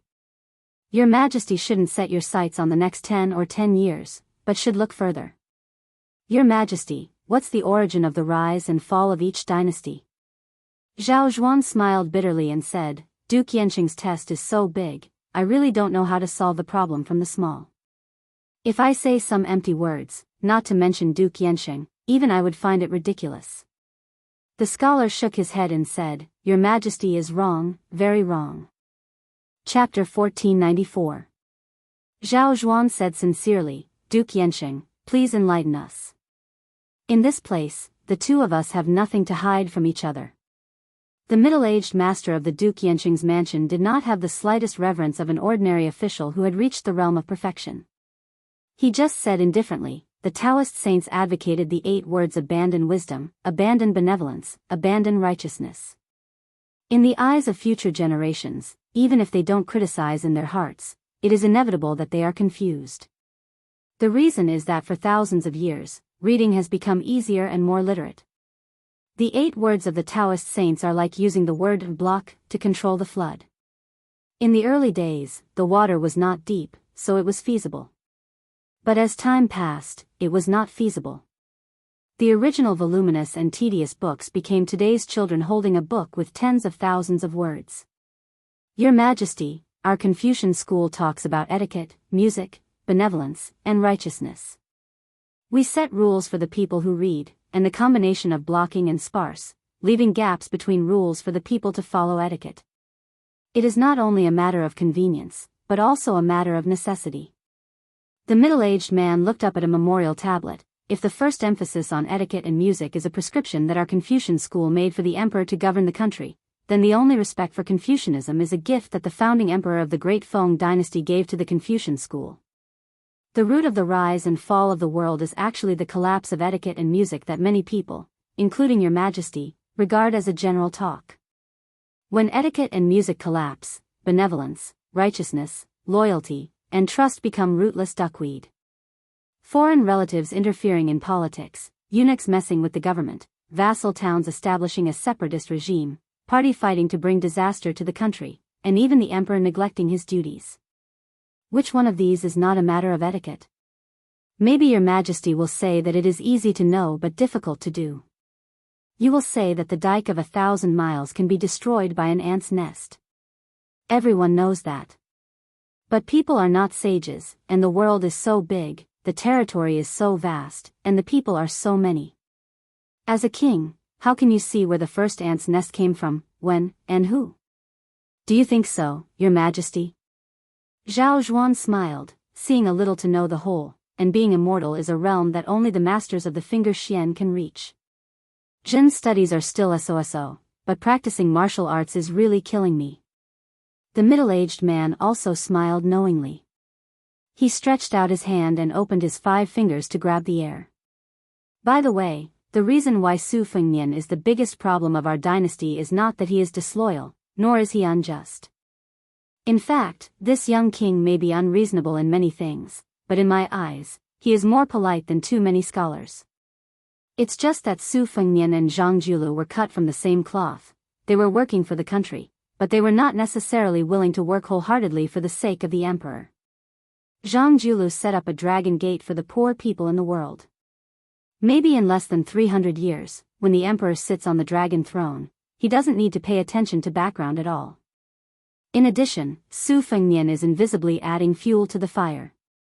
The deeper the imperial court suppresses Biyao, the more meritorious the Su family will be.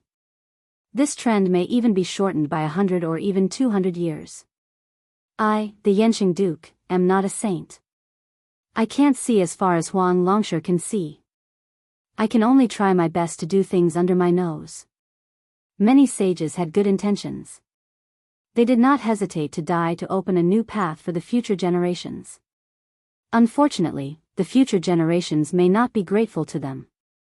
The more paths they can take, the more they want to take shortcuts. At that time, when the 100 schools of thought were contending, the people's wisdom was enlightened.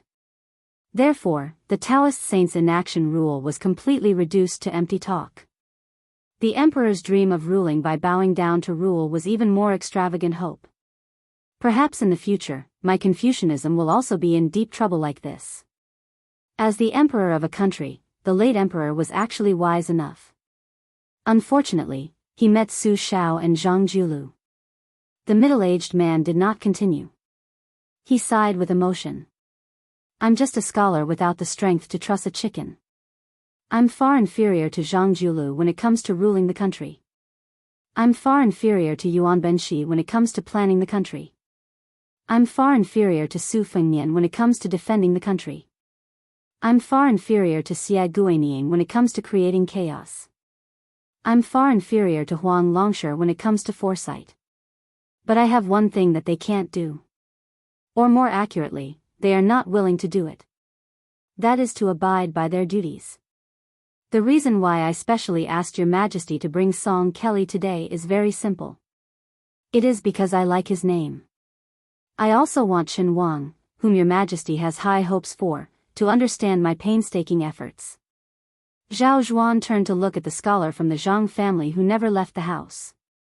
He suddenly thought of a famous case that shocked the 3 sections.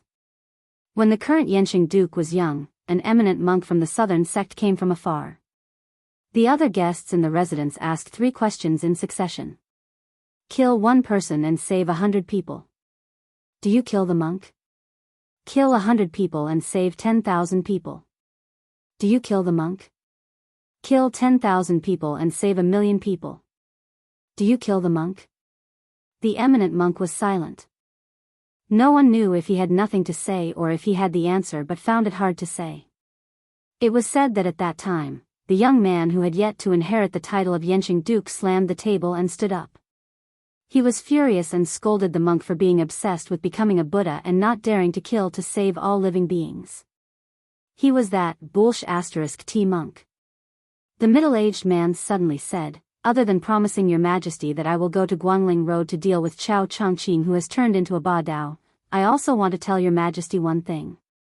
Zhao Zhuan nodded and said, Go ahead, Yanqing Duke. The Biyao cavalry can be here. The middle-aged man paused for a moment and then said in a low voice, But Su Fengnian must die. Especially if Biyao defeats Beimang, it will be even more so. Zhao Zhuan nodded expressionlessly. The middle-aged Confucian turned and walked to the door first. He pushed the door open and stepped over the threshold. The sun was in the middle of the sky. He looked up at the sky and raised his hand to block the dazzling sunlight. He whispered softly, So he is a *T saint. Chen Wang walked alone in the palace. He stopped and took out a small piece of redwood that had been fragrant for a long time. He put it at the tip of his nose and sniffed it. He looked up into the distance and said softly, Hey. There is no wind or rain in Great Peace City. What about you? Chapter 1495. The wind rose above Biyao. At the border between Liangzhou and Liuzhou, a group of about 10 people slowly traveled from east to west. There were old men who lifted the curtains and sat outside the carriage. There were middle-aged knights who carefully guarded the carriage. There were also young men and women who were attracted by the vast scenery in the northwest. They finally couldn't help but spur their horses forward and compete with each other in riding. At the front and back of the group, there were 2 steady men who gave off the aura of Jianghu. From time to time, they would pay attention to their surroundings in case something unexpected happened. The white-haired old man who was clearly the backbone of this group sighed with emotion. The summer solstice, pointing to the southeast, should have been a great time for all living things to grow up. The vegetation is already like this, but who knows how many people will die. The coachman was an old man of about the same age. However, because he was a martial arts grandmaster, he was much more vigorous than his good friend behind him. After hearing his old friend sigh with emotion, he didn't say anything. In his heart, he was very confused as to why his good friend didn't choose to show off his ambitions in Great Peace City. Even if he was slightly inferior to the head of the secretariat, he was definitely not far off. At the very least, he could be on par with Yao Baifeng, who had just become the first scholar of the 6 academies. However, since his old friend said that he wanted to come to the chaotic Biyao, he naturally wouldn't refuse. Without another word, he brought 2 juniors from Jianghu who, like him, disdained to participate in some martial arts convention. They escorted his good friend's group from Shangyin Academy to Biyao, which was located at the northwest border. However, he had his own bottom line. If his old friend went straight to Liangzhou's Qingliang mountain, then he would only send him off to the outskirts of Liangzhou's capital. He definitely wouldn't take half a step into the city. After all, when the old Liang king led the Su family into Jianghu, one of them was his sect. Even though so many years had passed and his sect had long since retired, the old man still hadn't untied the knot in his heart. Fortunately, on this trip to the northwest, they only strolled around Xiaoguang City in Yuzhou. Then they entered Liangzhou and went around Qingliang Mountain to Qingsang City in Liuzhou. The northern Liang prince's mansion also turned a blind eye to this and did not disturb them. Although the second princess of northern Liang, Su Weisheng, was one of the inner disciples of her good friend, Han Guzi, and Su Huang, Sima Can, Lu Duanmao, and the others in the caravan were also her fellow disciples. The old man whose reputation in Shangyin Academy was close to that of Grand Chancellor Qi Yanglong laughed softly. It's the beginning of summer. On this day, the Liang Emperor will lead the civil and military officials to the southern outskirts of Great Peace City to welcome the summer. Whether it's the emperor, who always wears a yellow dragon robe during court meetings, or the court officials who are always in yellow and purple, they all have to wear vermilion ceremonial robes under the constant reminders of the officials from the Ministry of Rites.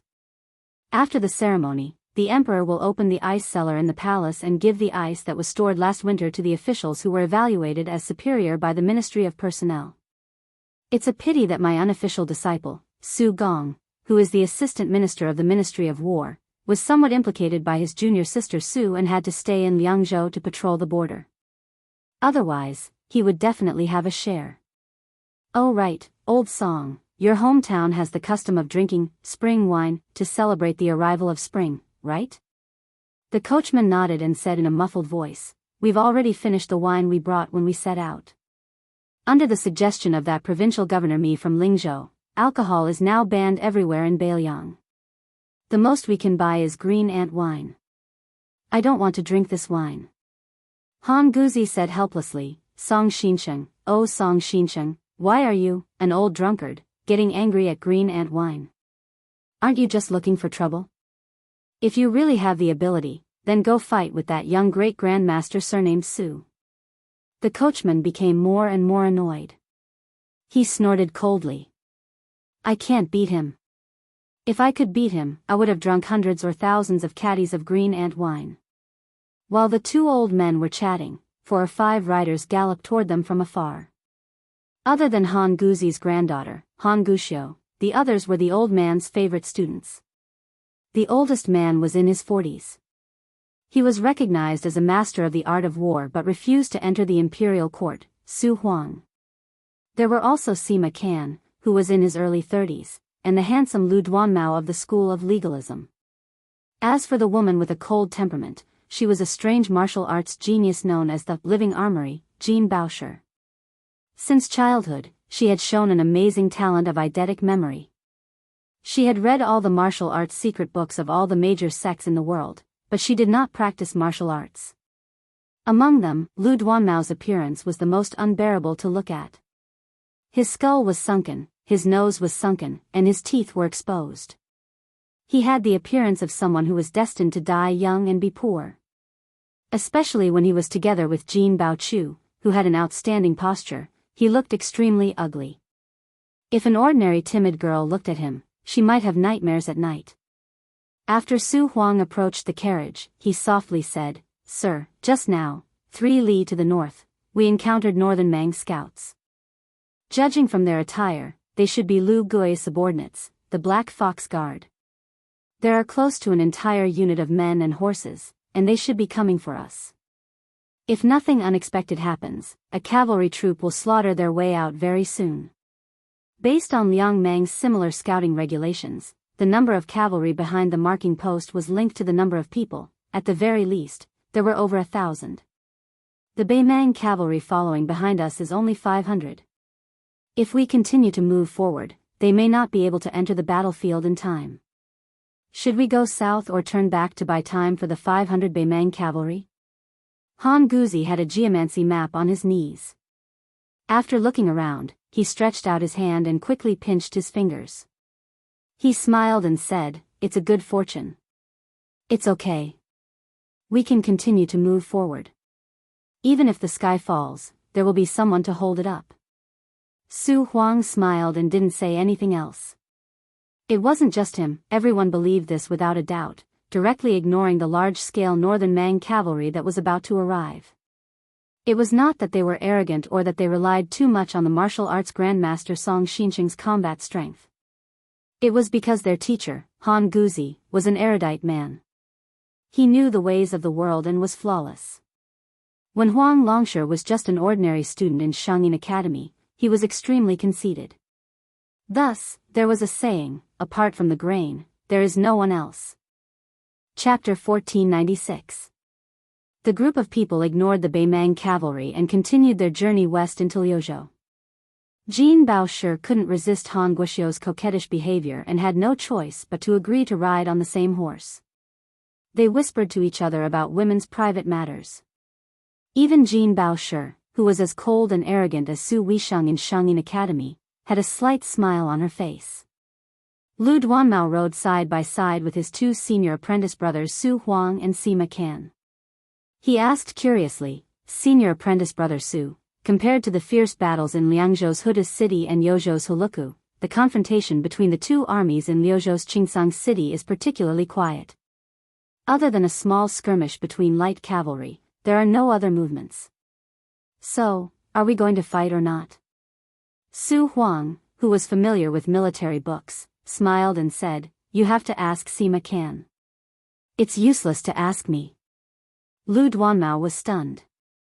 Sima Can, who was focused on studying the art of vertical and horizontal maneuvering, smiled and said, "Whether we fight or not, we don't have to look at the Beiliang's Longxiang army or Beimang's great general Lu Gui.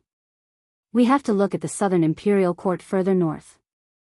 Lu Gui, who was praised by the Empress of Beimang as a half-human butcher, has now become the biggest laughing stock on the border of Liangmang.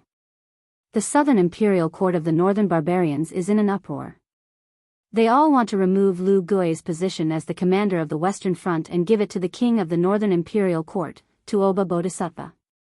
However, at this sensitive time, the king of Beiliang helped us a lot. Didn't we hear about it a few days ago? This young king of Beiliang and the king of the Northern Imperial Court, Tuoba Bodhisattva, who had already entered Liuzhou, had a fierce fight. The 2 martial arts masters fought each other in pairs for thousands of miles. When Sima Can said this, Su Huang, who had a beautiful beard, twirled his beard and smiled. He seemed to be fascinated. Lu Duanmao, on the other hand, snorted coldly. Clearly, he didn't have a good impression of the most powerful young king of Biyao dynasty. Sima Qian continued, speaking of the three fronts of Beimang, the king of the southern imperial court, Dongzhua, is in the middle. General Yang Yuanzhan is an old fox who knows the rules of the imperial court. He took the initiative to recruit many disciples from the northern and south of Beimang. Zhong is the vanguard, Zhong Tan is an example. Yang was the example of Zhong's was who was. The vanguard S Zhong's